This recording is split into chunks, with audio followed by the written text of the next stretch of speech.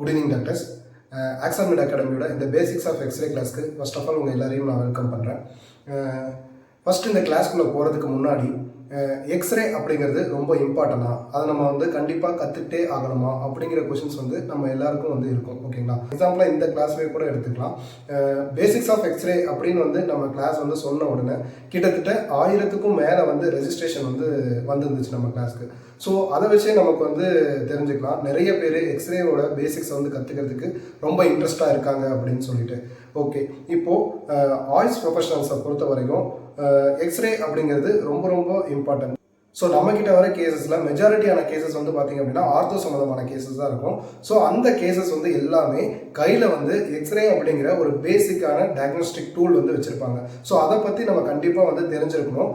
ஏன் அப்படின்னா அவங்க வந்து எக்ஸ்ரே வந்து கொண்டு வரப்போ நம்ம வந்து வேற ஒரு டாக்டர்ஸ்ட்டை வந்து நம்ம ரெஃபர் பண்ண முடியாது. இன்னொன்று வந்து பார்த்திங்க அப்படின்னா அந்த டைமில் பேஷண்ட்ஸை வந்து உட்கார வச்சு நம்ம யார்கிட்டையும் டவுட் வந்து கேட்க முடியாது. ஸோ அதனால் எக்ஸ்ரே அப்படிங்கிறது ரொம்ப ரொம்ப இம்பார்ட்டன்ட். அதை வந்து நம்ம தெரிஞ்சு வச்சுருக்கிறதும் நம்ம ரொம்ப ரொம்ப இம்பார்ட்டண்டான ஒன்று. ஓகேங்களா, ஓகே, எக்ஸ்ரே வந்து ரொம்ப இம்பார்ட்டன்ட் அப்படின்னு தெரிஞ்சிருச்சு. ஸோ அதை வந்து நம்ம எங்கே கற்றுக்கலாம், யார்கிட்ட கற்றுக்கலாம் அப்படின்ற டவுட்ஸ் வந்து நம்ம நிறைய பேருக்கு இருக்கும். ஓகேங்களா, ஃபர்ஸ்ட் ஆஃப் ஆல் எங்கே கற்றுக்கலாம். ஓகேங்களா, இப்போது இருக்க சுச்சுவேஷனில் நிறைய புக்ஸ் வந்து இன்டர்நெட்டில் வந்து இருக்குது, ஆன்லைன் கிளாஸஸ் வந்து இருக்குது, யூடியூப் இருக்குது, இந்த மாதிரி நிறைய இருக்குது. ஓகேங்களா, ஸோ அப்படி வந்து இருக்கிறப்ப சின்ன குழந்தைங்கள்லேருந்து காலேஜ் போகிறவங்க வரைக்குமே எல்லாருமே இப்போ வந்து பார்த்திங்க அப்படின்னா இன்டர்நெட்லேயே எல்லாமே வந்து கற்றுக்கலாம். இருந்தாலும் நம்ம ஏன் வந்து ஸ்கூல் காலேஜ் அப்படிங்கிற ஒரு ப்ரொஃபஷனலான இடத்துக்கு வந்து போகிறோம் அப்படின்னா அந்த இடத்துல நமக்கு நாலேஜபிள் பர்சன்ஸ் வந்து நமக்கு கைடாக வந்து நமக்கு வந்து கிடைப்பாங்க. ஸோ அப்போ வந்து நம்மளோட நாலேஜை வந்து இம்ப்ரூவ் பண்ணுறதுக்கு இன்னும் நிறைய சான்சஸ் வந்து அதிகமாக இருக்குது. ஓகேங்களா, ஸோ இப்போ நம்ம இன்டர்நெட்லேயோ இல்லை யூடியூப் வீடியோவோ இந்த மாதிரி பார்க்குறப்ப நமக்கு வர டவுட்ஸை வந்து பார்த்திங்கன்னா லைவாக வந்து கிளியர் பண்ணுறதுக்கு யாருமே இருக்க மாட்டாங்க. ஸோ அதனால் நம்ம எந்த ஒரு விஷயத்தையும் வந்து கற்றுக்கிறதுக்கு ஒரு ப்ரொஃபஷனலான ஒரு பிளாட்ஃபார்ம் வந்து தேவைப்படுது. ஓகேங்களா, நம்ம ஆக்ஸாமிட் அகாடமி ஏஐபிஜிடி அண்டு எம்ஆர்பிக்கான கோச்சிங் இன்ஸ்டியூட்டாக ஸ்டார்ட் பண்ணி லாஸ்ட் 2 இயர்ஸாக ரொம்ப மோஸ்ட் சக்ஸஸ்ஃபுல்லாக வந்து ரன் பண்ணிகிட்டு இருக்கோம். ஓகேங்களா, ஸோ இந்த அகாடமி மூலமாக வந்துட்டு நம்ம வெறும் தியரிட்டிக்கலாக இந்த கோச்சிங் இன்ஸ்டியூட்டாக மட்டும் இல்லாமல் அதை ஏஐபிஜிடி எம்ஆர்பியை தாண்டி கிளினிக்கல் ப்ராக்டிஸ்க்கு வந்து உள்ளே போகிறவங்களுக்கு தேவையான விஷயங்களை வந்து நம்ம வந்து கொடுக்கணும், அதை வந்து நம்ம வந்து சொல்லித்தரணும் அப்படின்னு வந்து ஆரம்பித்த கான்செப்ட் தான் இந்த C2C கான்செப்ட், அதாவது காலேஜ் டு கெரியர் கான்செப்ட். ஓகேங்களா, காலேஜை பொறுத்த வரைக்கும் நம்ம ஏஐபிஜிடி எம்ஆர்பி இந்த மாதிரி தியரிட்டிக்கலான கிளாஸஸ்லாம் வந்து கண்டக்ட் பண்ணிட்டு இருக்கோம். கெரியர் அப்படின்னு வரப்போ நம்ம கிளினிக்கல் ப்ராக்டிஸில் என்ட்ரு ஆகும்போது நமக்கு தேவைப்படுற எக்ஸ்ரே, இசிஜி, யூஹெச்சி ஸ்கேன் இந்த மாதிரியான கிளாஸஸ் வந்து நம்ம வந்து ஃப்யூச்சரில் வந்து கண்டக்ட் பண்ண போகிறோம். ஓகேங்களா, ஸோ அதனால் ஒன்ஸ் வந்து நீங்கள் ஆக்ஸாமிட் அகாடமிக்குள்ளே வந்து வந்துட்டால் உங்களோட ஹோல் கெரியரையும் வந்து கைட் பண்ணுற மாதிரி நம்ம வந்து கிளாஸஸ் வந்து ரெடி பண்ணிகிட்டு இருக்கோம். ஓகேங்களா, ஸோ எங்கே கற்றுக்கலாம் அப்படின்னு ஒரு கொஷின் மார்க் வந்து வரப்போ நம்ம கண்டிப்பாக வந்து ஆக்ஸாமிட் அகாடமியை வந்து சூஸ் பண்ணுறது ஒரு நல்ல பெஸ்ட்டான சாய்ஸாக இருக்கும். ஓகேங்களா, இப்போ ஏன் வந்து ஆக்ஸாமிட் அகாடமியை சூஸ் பண்ணணும் அப்படின்னு வந்து பார்த்தீங்க அப்படின்னா இது வந்து இப்போ அதுக்கு ஒரு எக்ஸாம்பிள் வந்து நான் உங்களுக்கு சொல்கிறேன். இப்போ நம்ம வந்து ஒரு இடத்துக்கு டூர் போகிறோம்னு நினைக்கிறோம்னு வைங்களேன். எல்லாருமே டூர் போயிருக்கீங்களா? கமெண்ட் பாக்ஸில் வந்து சொல்லுங்கள்.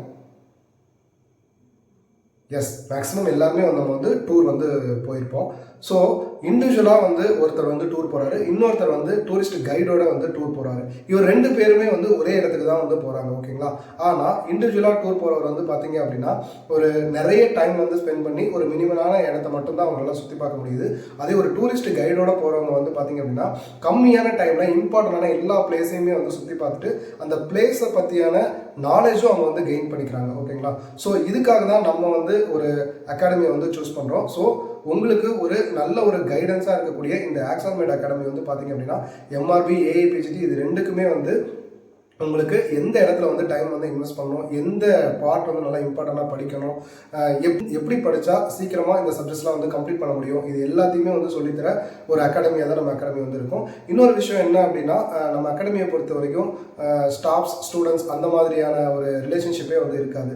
சீனியர் ஜூனியர் அப்படிங்கிற ஒரு ரிலேஷன்ஷிப் மட்டும்தான் இருக்கும். ஸோ அப்படி இருக்கிறப்ப உங்களுக்கு எந்த டவுட்னாலும் எப்போனாலும் நீங்கள் வந்து எங்களை வந்து ரீச் பண்ணி உங்களோட டவுட் வந்து கிளியர் பண்ணிக்க முடியும். ஸோ எந்த ஒரு இடத்துல வந்து பார்த்தீங்கன்னா இந்த பயம் வந்து இல்லாமல் இருந்தால் தான் நம்மளால நாலேஜ் வந்து கெயின் பண்ண முடியும். ஓகேங்களா? ஒரு சிலர் வந்து ரொம்ப சிம்பிளான டவுட்டாக இருக்கும், இதெல்லாம் நம்ம கேட்கலாமா அப்படின்னு வந்து இருக்கும். ஸோ அந்த மாதிரியான டவுட் வந்து நம்ம ஸ்டாஃப் கிட்ட வந்து கேட்கறதுக்கு பயப்படுவோம். ஸோ அந்த அந்த மாதிரியான விஷயங்கள்லாம் வந்து உடைக்கணும் அப்படிங்கிறதுக்காக தான் நம்ம வந்து சீனியர் ஜூனியர் அப்படிங்கிற ரிலேஷன்ஷிப் மூலமாக இந்த அகாடமியை வந்து ரன் பண்ணிட்டு இருக்கோம். ஸோ நீங்கள் வந்து ஆக்சன்மெண்ட் அகாடமியை தைரியமாக வந்து சூஸ் பண்ணலாம். உங்களுக்கு எல்லா விதமான கைடன்ஸும் நம்ம அகாடமி மூலமா வந்து கிடைக்கும். ஸோ உங்களுக்கு அகாடமி பற்றின எல்லா டவுட்ஸும் வந்து கிளியர் பண்ணுறதுக்காக உங்களுக்கு சேட் பாக்ஸில் நம்பர் கொடுத்துருக்கேன். அந்த நம்பருக்கு நீங்கள் எப்போனாலும் கால் பண்ணி கிளியர் பண்ணிக்கலாம். ஓகேங்களா? ஓகே, இது ஒரு பக்கம் இருக்கட்டும். நெக்ஸ்ட் வந்து பார்த்தீங்க அப்படின்னா யாருக்கு வந்து நம்ம வந்துட்டு யாருக்கிட்ட கற்றுக்கலாம் அப்படிங்கிற ஒரு கொஸ்டின் மார்க் வரும்னு வந்து நான் சொன்னேன். ஸோ இதுக்கு வந்து ஒரு எக்ஸாம்பிள் சொல்லணும் அப்படின்னா, நம்ம இப்போ டிராயிங் கற்றுக்கணும்னு விருப்பப்படுறோம். ஓகேங்களா? நமக்கு வந்து டிராயிங் நாலேஜ் இருக்க பேசிக்கான ஒரு பர்சன்ஸ் வந்து தெரியும், டிராயிங்லேயே வந்து எக்ஸ்பர்ட்டான மாஸ்டரும் நமக்கு வந்து தெரியும். இப்படி 2 பேர் இருக்கிறப்ப நம்ம டிராயிங் வந்து கற்றுக்கிறதுக்கு யாரை சூஸ் பண்ணுவோம்? நீங்களே சொல்லுங்கள். சாட் பாக்ஸில் போடுங்க எல்லாரும். எஸ், அப்சல்யூட்லி வந்து பார்த்தீங்க அப்படின்னா நம்ம டிராயிங் மாஸ்டர் தான் வந்து சூஸ் பண்ணுவோம். ஓகேங்களா? ஸோ அதே மாதிரி தான் நம்ம ஒரு எந்த விஷயத்தை வந்து கற்றுக்கிறதுக்கும் அந்த விஷயத்தில் எக்ஸ்பர்ட்டாக இருக்க ப்ரொஃபஷனலாக இருக்கிறவங்கள்ட்ட தான் நம்ம கற்றுக்க ஆசைப்படுவோம். அதே மாதிரி தான் இந்த எக்ஸ்ரேவும். எக்ஸ்ரே பற்றி வந்து கற்றுக்கணும் அப்படின்னா நம்ம இப்போ காலேஜ் விட்டு வெளியே போயிட்டோம்னு வைங்களேன். இப்போ காலேஜில் கற்றுக்கணும் அப்படின்னா நம்ம ஸ்டாஃப்ஸ் இருக்காங்க, அதுக்கு முன்னாடி டவுட்ஸ் வந்து வந்துச்சுன்னா சீனியர்ஸில் வந்து நம்ம கேட்டு டவுட் வந்து கிளியர் பண்ணிக்கலாம். இப்போ காலேஜ் விட்டு வெளியே போயிட்டோம், நம்ம வந்து எப்படி கற்றுக்க முடியும்? ஏதாவது ஒரு அலோபதி ஹாஸ்பிட்டல்ஸில் டாக்டர்ஸ்க்கு வந்து ஜூனியர்ஸாக சேர்ந்து அது மூலிமா வந்து நம்ம கற்றுக்கலாம். ஓகேங்களா? ஸோ அப்படி வந்து நம்ம போய் கற்றுக்கிட்டாலுமே நம்மளோட ரேஞ்சுக்கு இறங்கி உட்காந்து பேசிக்காக சொல்லித்தர அளவுக்கு அவங்களுக்கு டைம் இருக்குமான்னு கேட்டால் கண்டிப்பாக டைம் இருக்காது. ஓகேங்களா? அது அவங்கள நம்ம எதுவும் தப்பு சொல்ல முடியாது. ஏன்னா அவங்களோட ஒர்க்கை வந்து அவங்க பார்த்துட்டு போயிட்டுருப்பாங்க. ஸோ நமக்கு அந்த டைமில் எந்த டைமில் கேப் கிடைக்குதோ அதில் நமக்கு என்ன தேவையோ அதை வந்து சொல்லிக் கொடுப்பாங்க. இதுவே வந்துட்டு ஒரு விஷயத்தில் இந்த எக்ஸ்ரேல வந்து எக்ஸ்பர்ட்டாக இருக்க ஒரு ரேடியாலஜிஸ்ட் வந்து எப்படி தேவைப்படுமோ அந்த ரேஞ்சில் சொல்லி தந்தால் இன்னும் சூப்பராக இருக்கும். நம்மளால் வந்து நாலேஜ் வந்து நிறைய கெயின் பண்ண முடியும். ஓகேங்களா?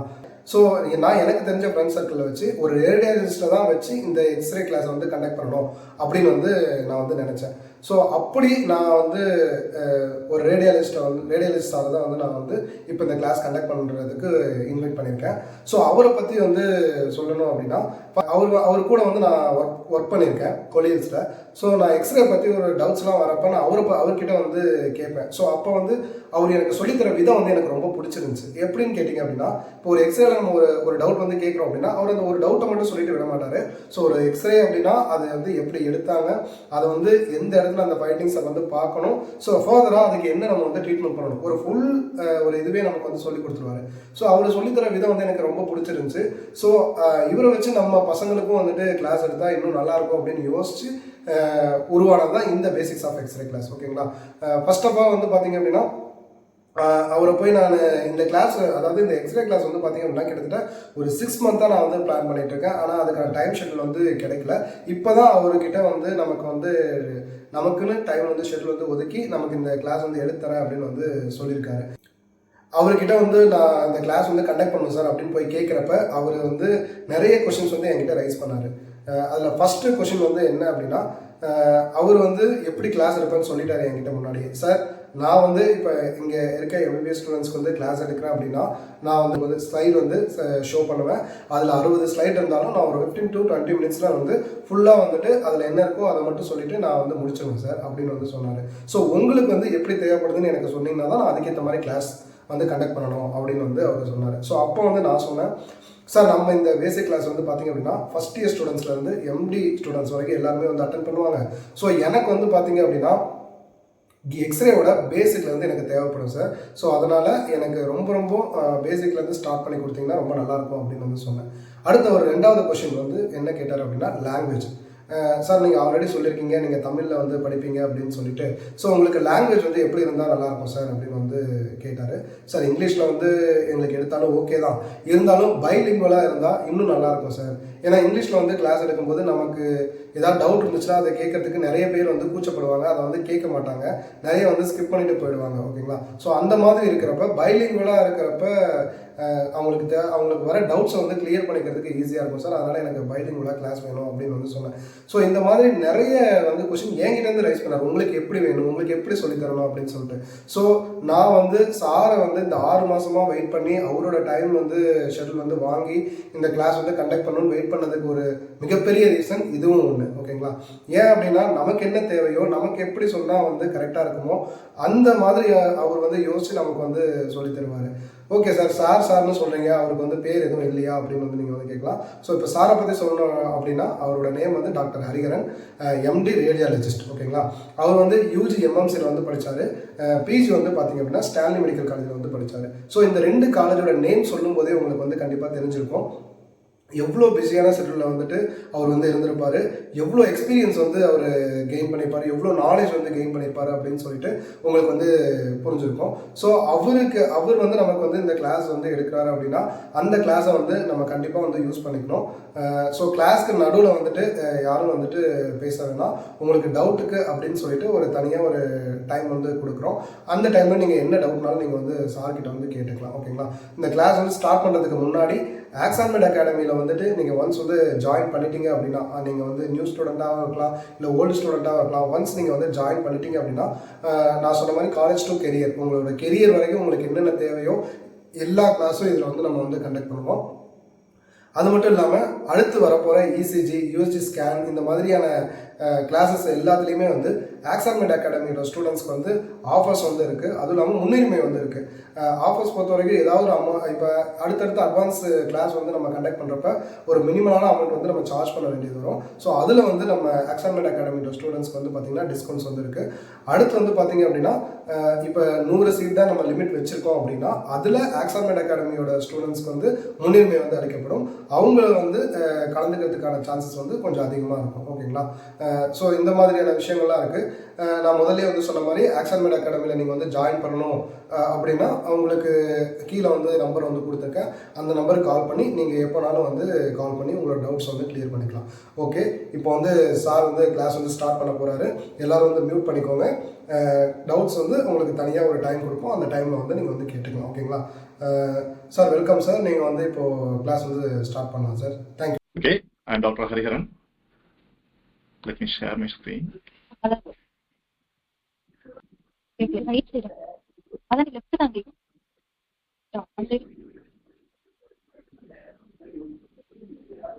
இதுதான் left.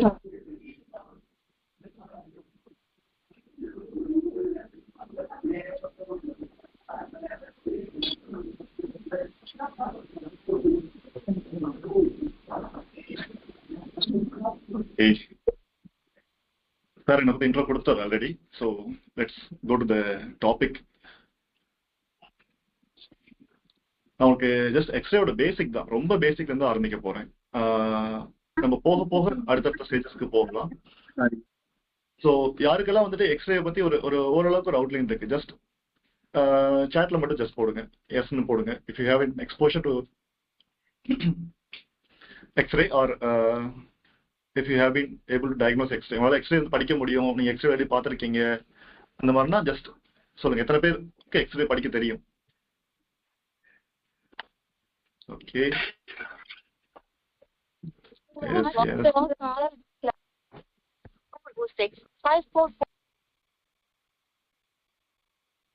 ஓகே ஓகே நம்ம கிளாஸ்ல போகலாம். ஆக்சுவலாக பிஃபோர் தட் நான் எம்பிபிஎஸ் முடிச்சுட்டு எம்எம்சியில் முடிச்சுட்டு ஆக்சுவலாக நான் மெடிக்கல் ஆஃபீஸில் ஒர்க் பண்ணிட்டு இருந்தேன். ஸோ நான் ஏன் ரேடியாலஜி எடுத்தேன்னு மட்டும் ஜஸ்ட் ஒரு சின்ன ஒரு வியூ கொடுக்குறேன் அவங்களுக்கு. வந்துட்டு நான் பிஹெச்ல ஒர்க் பண்ணிட்டு இருக்கையில இந்த மாதிரி வந்துட்டு ஸோ நம்ம ஓபி பார்ப்போம், எல்லாருமே ஓபி பார்ப்போம். என்னதான் ஓபி பார்த்தாலும் பேஷண்ட் சம் கம்ப்ளைண்ட்ஸோட வருவாங்க. நீங்கள் வந்து ஒரு அடுத்த லெவல் ஆஃப் இன்வெஸ்டிகேஷன் கண்டிப்பாக போய் தான் ஆகணும். சில விஷயங்கள் வந்துட்டு உங்களுக்கு சிம்பிளாக இருக்கும், ஒரு நார்மல் ஒரு ஃபீவர், ஒரு சின்ன ஒரு வைரல் ஃபீவரோ இல்லை நார்மல் ஒரு சீசனல் ஃப்ளூவோ இருந்துச்சுன்னா நீங்கள் ஈஸியாக டயக்னோஸ் பண்ணிடுவீங்க. சில கண்டிஷனுக்கு வந்துட்டு அந்த டயக்னோசிஸ் பத்தாது. ஸோ நம்ம வந்து ஒரு அடுத்த லெவல் இன்வெஸ்டிகேஷன் தேவைப்படும். இட் குட் பி ஆஃப் அந்த இன்வெஸ்டிகேஷனுக்கு எதர் பிளட் டெஸ்ட்டாக இருக்கலாம், இல்லை ஒரு இமேஜிங் இன்வெஸ்டிகேஷனாக இருக்கலாம் வந்துட்டு. ஸோ அந்த இன்வெஸ்டிகேஷனில் இன்டெப்த் போகணும்னால எனக்கு வந்து ரேடியாலஜி பிடிச்சிருந்துச்சு. ஸோ ரேடியாலஜிங்கிறது நாங்கள் எக்ஸ்ரே மட்டும் கிடையாது, x-ray, CT scan, MRI, ultrasound, so எல்லாத்தையும் டீல் பண்ணுறது தான் வந்து ரேடியாலஜி டிபார்ட்மெண்ட். ஸோ எனக்கு அதனால அந்த ஃபீல்டில் இன்ட்ரெஸ்ட் வந்துச்சு. So that's why I took radiology and I have been practicing as a consultant radiologist. So let's go to the topic. First, X-ray என்னன்னு பார்க்கலாம். வந்துட்டு X-rays are a form of electromagnetic radiation. So எல்லாமே radiation தான். Okay, in case என்னோட voice வந்து கிளியரா இல்ல, ஏதாவது எரர் வருதுன்னா ஜஸ்ட் டெக்ஸ்ட் பண்ணுங்க, சாட்ல சொல்லுங்க, கோஆர்டினேட்டர் ஜஸ்ட் அன்மியூட் பண்ணிட்டு சொல்லுங்க எனக்கு. They're form of electromagnetic radiation. So எல்லாமே ரேஸ் தான். நீங்க கதிர்னு சொல்லுவீங்கல்ல தமிழ்ல வந்துட்டு, அந்த மாதிரி தான் எல்லாமே கதிர்வீச்சுகள் தான். ஃபார் எக்ஸாம்பிள் ஒரு லைட்டும் ஒரு கதிர் தான், சவுண்டும் வந்துட்டு it's a form of wave தான் வந்துட்டு. இந்த மாதிரி எக்ஸ்ரேவும் ஒரு கதிர் தான் வந்துட்டு. அது வந்துட்டு எக்ஸ்ரே வந்து எந்த ஸ்பெக்ட்ரம்குள்ள வரும்னா எலக்ட்ரோமேக்னெட்டிக் ரேடியேஷன் ஸ்பெக்ட்ரம்குள்ள வரும். எல்லாமே எலக்ட்ரோமேக்னெட்டிக் ஸ்பெக்ட்ரம்ங்கிறது அதுக்குள்ளார வந்துட்டு ஒரு பெரிய it's consist of lot of long spectrum. So அதில் வந்துட்டு எக்ஸ்ரே இருக்கும், ஆல்ஃபா ரேஸ் இருக்கும், பீட்டா ரேஸ் இருக்கும். நீங்கள் ஸ்கூலில் ஃபிசிக்ஸில் படிச்சிருந்துருக்கலாம். அந்த காமா ரேஸ் இருக்கும், லைட் இருக்கும், அல்ட்ராவயலட் ரேஸ் இருக்கும், இன்ஃப்ராரெட் ரேஸ் இருக்கும், மைக்ரோவேவ்ஸ் இருக்கும். இது எல்லாமே கலந்தது தான் எலக்ட்ரோமேக்னெட்டிக் ரேடியேஷன். எலக்ட்ரோமேக்னெட்டிக் ரேடியேஷன்ஸ்னு ஒரு செட் ஆஃப் ப்ராப்பர்ட்டிஸ் இருக்கு. அதுல எக்ஸ்ரேஸ் சப்டிவிஷன். எக்ஸ்ரேஸ்க்கு ஒரு இன்னும் கொஞ்சம் அதிகமான ப்ராப்பர்ட்டிஸ் இருக்கு. ஸோ இந்த எலக்ட்ரோமேக்னெட்டிக் ரேடியேஷன்ஸ் எல்லாருமே வந்துட்டு லைட்டோட ஸ்பீட்ல தான் போகும். லைட்டோட ஸ்பீட் உங்களுக்கு தெரியும், 310 metre per second. Voice is breaking. Okay, light ஸ்பீட்ல தான் எல்லாமே டிராவல் ஆகும். எக்ஸ்ரேவும் அதே மாதிரி தான் வந்துட்டு லைட்டோட ஸ்பீட்ல தான் டிராவல் ஆகும். எக்ஸ்ரேவுக்கு அதை விட ஏன் எக்ஸ்ரே வந்து நம்ம வந்து மெடிக்கல் ஃபீல்ட்ல யூஸ் பண்றோம் அப்படின்னா அதுக்கு வந்துட்டு பெனிட்ரேஷன் பவர் இருக்குது. அதாவது ஊடுருவி போகிற தன்மை இருக்கு. நீங்க எக்ஸ்ரே வந்து உடம்புக்குள்ள செலுத்தினீங்கன்னா அது வந்துட்டு ஊடுருவி போயிட்டு பின்னாடி வந்துட்டு ஒரு பிலிம் வச்சீங்கன்னா அதுல வந்து ஒரு பிம்பத்தை கிரியேட் பண்ணும். அப்போ வந்துட்டு உங்களால வந்துட்டு ஊடுருவி போனதுல என்னென்னலாம் இருக்கு அப்படிங்கறத அந்த பிம்பத்துல வந்து ஒரு இமேஜ் ஃபார்ம் ஆகும். அந்த இமேஜை உங்களால பார்க்க முடியும். அது மட்டும் இல்லாம எக்ஸ்ரேக்கு வந்து அயனைசிங் ப்ராப்பர்ட்டி இருக்கு. அயனைசிங் ப்ராப்பர்ட்டி அப்படின்னா என்னன்னா, இப்ப நார்மலா உங்களுக்கு வந்துட்டு லைட் வந்துட்டு உங்க மேல படுது அப்படின்னா அது வந்துட்டு ஒரு லைட் வந்து வெளிச்சத்தை கொடுக்கும். ஆனா உங்க உடம்புல பட்டுச்சு அப்படின்னா அது எந்த ஒரு பாதிப்பையும் ஏற்படுத்தாது. உங்களோட தோல்லையோ தோலுக்குள்ளா இருக்கிற ஆர்கன்ஸ்லயோ எந்த ஒரு பாதிப்பையும் ஏற்படுத்தாது. ஆனா எக்ஸ்ரேஸ் அப்படி இல்லை. எக்ஸ்ரே வந்துட்டு உங்களோட உடம்புல பட்டுச்சு அப்படின்னா உங்களோட உடம்பு வந்து மேட் அப் ஆஃப் செல்ஸ் தான். Multiple cells form into molecules form into structure. அதுதான் ஒரு ஆர்கன் ஃபார்ம் ஆகுது. ஸோ அது வந்துட்டு ஒவ்வொரு செல்லுலையுமே சின்ன சின்ன பாதிப்புகளை ஏற்படுத்தும். அது எப்ப ஏற்படுத்தும், ரொம்ப கம்மியான எக்ஸ்ரே கொடுக்குற பாதிப்பு ஏற்படுத்தாது. அதுவே ரொம்ப அதிக டியூரேஷனுக்கு அதிக முறை பயன்படுத்துறீங்க அப்படின்னா செல்லுல மாற்றங்களை ஏற்படுத்தும். அது வந்துட்டு பிற்காலத்துல வந்து பாதிப்பு ஏற்படுத்தும். ஸோ அதனால நம்ம எக்ஸ்ரே எப்ப யூஸ் பண்ணாலுமே வந்துட்டு பார்த்து சேஃபா எந்த அளவுக்கு யூஸ் பண்ணணுமோ அந்த லிமிட்குள்ள மட்டும் தான் யூஸ் பண்ணணும். இப்ப சொன்ன ப்ராப்பர்ட்டிஸ் தான் வந்துட்டு நீங்க எக்ஸ்ரே வந்துட்டு ஃபர்தர் எக்ஸ்ரே வந்து ஸ்ட்ரைட் லைன்ல மட்டும் தான் போகும். அதை வந்து நீங்க வந்துட்டு ஒரு எலக்ட்ரிக் ஃபீல்டோ ஒரு மேக்னெட்டிக் ஃபீல்டோ வச்சு அதனுடைய டைரக்ஷனை மாற்ற முடியாது. அதனால அது வந்துட்டு நீங்க இமேஜிங்ல யூஸ் பண்றதுக்கு மெடிக்கல் ஃபீல்ட்ல யூஸ் பண்றதுக்கு ரொம்ப உகந்தது. ஏன்னா பக்கத்துல இருக்கிறதுனால இன்டர்ஃபியர் ஆகாது. சைட்ல ஏதாவது ஃபார் எக்ஸாம்பிள் நீங்க வந்துட்டு ஒரு மேக்னெட் வச்சிருந்துருக்கலாம், இல்ல ஒரு ரேடியோ இருக்கலாம், இல்ல ஒரு டிவி ஓடலாம். அதுல எல்லாத்துக்குமே சின்ன சின்ன வேவ்ஸ் வரும். அதெல்லாம் வந்துட்டு எக்ஸ்ரே பெருசா பாதிக்காது. அதனால நீங்க எக்ஸ்ரே வந்து எந்த இடத்துல வேணாலும் யூஸ் பண்ணலாம் வந்துட்டு. அப்புறமேட்டு எக்ஸ்ரே வந்துட்டு ஒரு fluorescens effect, photo electric emission effect இருக்கு. ஃப்ளூரசன்ஸ்னா மின்ற தன்மை. அதாவது எக்ஸ்ரே போயிட்டு ஒரு லைட்ல பட்டுச்சு, ஒரு இமேஜ்ல பட்டுச்சு அப்படின்னா அங்க வந்துட்டு ஒரு ஃப்ளூரசன்ஸ் ப்ராப்பர்ட்டி கொடுக்கும். அதுதான் வந்துட்டு அதை நம்ம டெவலப் பண்ணி நீங்க டார்க் ரூம்னு கேள்விப்பட்டிருப்பீங்க. அந்த காலத்துல இப்பெல்லாம் டிஜிட்டல் எக்ஸ்ரே வந்துருச்சு. இதுக்கு முன்னாடி வந்துட்டு டார்க் ரூம் இருக்கும். எக்ஸ்ரே மிஷின்ல இருந்து எக்ஸ்ரே கொடுப்பாங்க, அதுக்கு அடியில் ஒரு ஃபிலிம் வைப்பாங்க. அந்த ஃபிலிமை வந்துட்டு லைட்டு படாம எடுத்துட்டு போயிட்டு டார்க் ரூம்ல கொண்டு போய் கிளீன் பண்ணுவாங்க. இதை வந்துட்டு இன்னும் சில ரிமோட் ஏரியாஸ்லாம் இந்த சிஸ்டம் என்ன ஒர்க் ஆகிட்டு இருக்குது. பட் ஆனால் மாடர்ன் டெக்னாலஜி வரதுனால இப்போலாம் எங்கேயுமே வந்துட்டு ஆல்மோஸ்ட் இது வந்துட்டு போயிடுச்சு. அது வந்து எப்படி அந்த ஃபிலிமை டெவலப் பண்றாங்கன்னா அந்த ஃப்ளூரசன்ஸ் ப்ராப்பர்ட்டினால தான் வந்துட்டு. இது வந்து one of the property for x-ray. அடுத்து பெனிட்ரேட்ஸ் மேடம், முன்னே சொன்ன மாதிரி ஊடுருவி போகிற தன்மை இருக்கு. அயனைசஸ் case when passed through the gas tube. அதாவது ஒரு டியூப்குள்ளார வெறும் கேஸ் மட்டும் இருக்கு அப்படின்னா அங்க வந்து எக்ஸ்ரே போட்டோம்னா அதை வந்து அயனைஸ் பண்ணும். அப்படின்னா ஃப்ரீ எலக்ட்ரான்ஸ் கிரியேட் பண்ணும். ஸோ அந்த ஆட்டம் பிகம் அன்ஸ்டேபிள் ஆகும். ஓகே, எக்ஸ்ரே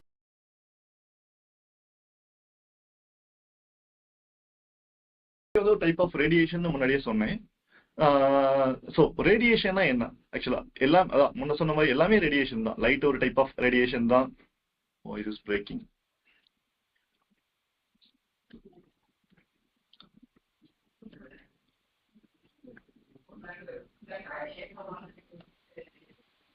கிளியரா கேக்குதுங்களா? வாய்ஸ் பிரேக்கிங்னு சில சொல்றாங்க. சார் நல்ல கிளியரா கேக்குது சார்.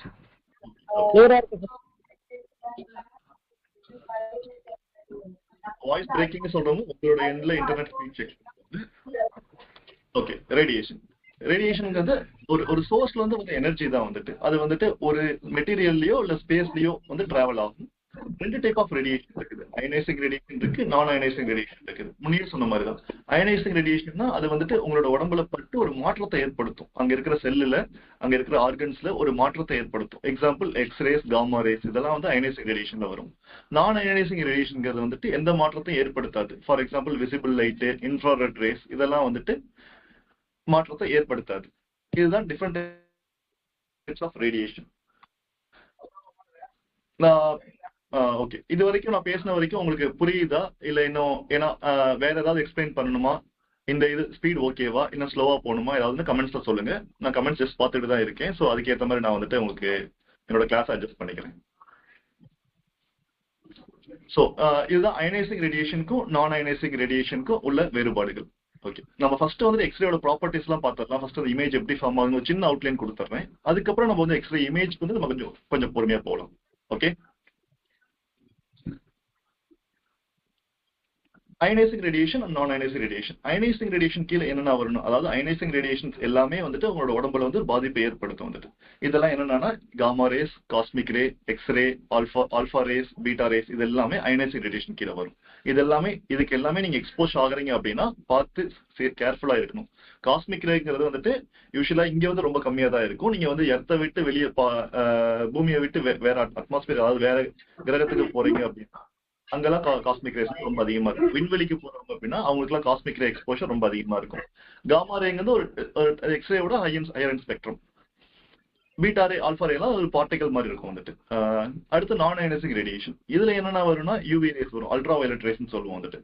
சூரியன்ல இருந்து விசிபிள் லைட்டும் வரும், அது இல்லாம கொஞ்சம் அல்ட்ரா வயலட் ரேஸும் வரும் வந்துட்டு. அடுத்தது இன்ஃப்ராரெட் ரேஸ். நீங்க டிவி ரிமோட்ல பார்த்திருப்பீங்க, ஜஸ்ட் ஒரு சின்ன ஒரு ரெட் லைட் எரியும், அதுதான் இன்ஃப்ராரெட் ரேஸ். அடுத்து மைக்ரோவேவ்ஸ். மைக்ரோவேவ் ஓவன் வச்சிருந்தீங்கன்னா உங்க வீட்டுல தெரியும், அதுக்குள்ள வந்து மைக்ரோவேவ்ஸ் வரும், அதுதான் வந்துட்டு ஹீட்டை கொடுக்கும் வந்துட்டு. அடுத்தது ரேடியோ வேவ்ஸ். நம்ம சிக்னல் டிரான்ஸ்மிஷன் எல்லாமே ரேடியோ வேவ்ஸ் தான். ஃபார் எக்ஸாம்பிள் எஃப்எம்ல நீங்க வந்து ஏஎம் எஃப்எம்ல ஃப்ரீக்வன்சி செட் பண்ணுவீங்க, அதெல்லாம் ரேடியோ வேவ்ஸ், அதாவது மெகா ஹெர்ட்ஸ்ல இருக்கும் வந்துட்டு, அது ரேடியோ வேவ்ஸ். டிவி ஆண்டனால இருந்து டிரான்ஸ்மிட் ஆகிற வேவ்ஸ் வந்து ரேடியோ வேவ்ஸ். அப்புறம் சிக்னல் கம்யூனிகேஷன், செல்போன்ல பேசுறோம்ல, அதுவும் ரேடியோ வேவ்ஸ் மூலியமா தான் வந்துட்டு கம்யூனிகேஷன் பண்றோம். ஸோ இதுதான் ஒரு சின்ன அவுட்லைன் வந்துட்டு. அடுத்தது எந்த ஒரு வேவுமே எடுத்துக்கிட்டோம்னா அந்த வேவுக்கு வந்து ஒரு 2 பேசிக் ப்ராப்பர்ட்டி இருக்கும். அந்த வேவுக்கு வந்துட்டு ஒரு வேவ் லென்த் இருக்கும், அந்த வேவுக்கு ஒரு ஃப்ரீக்வன்சி இருக்கும். அதை பொறுத்து தான் அது என்ன டைப் ஆஃப் வேவ்ங்கிறது டிட்டர்மைன் பண்ணும்.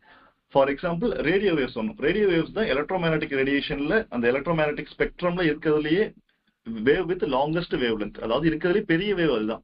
ஒரு ரேடியோ வேவ்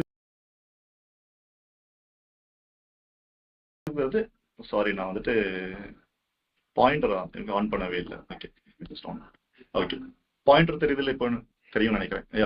ரேடியோ வேவுக்கு தான் இருக்கிறதுலே பெரிய வேவ் லென்த் இருக்கும். ஓகேவா, அதனுடைய வேவ் லென்த் எப்படின்னா 10³ மீட்டர், ஆல்மோஸ்ட் லைக் 1000 மீட்டர். ஒரு வேவ்ங்கிறது ஒரு 1 கிலோமீட்டர் தூரத்துக்கு இருக்கும். ஒரு வேவ் டிராவல் ஆனிச்சுன்னா அவ்வளவு பெரிய வேவ். ஃபார் எக்ஸாம்பிள் இந்த பில்டிங் அளவுக்கு 10³ 100 மீட்டர்ல இருந்து 1000 மீட்டர் வரைக்கும் இருக்கும் ஒரு வேவ் வந்துட்டு.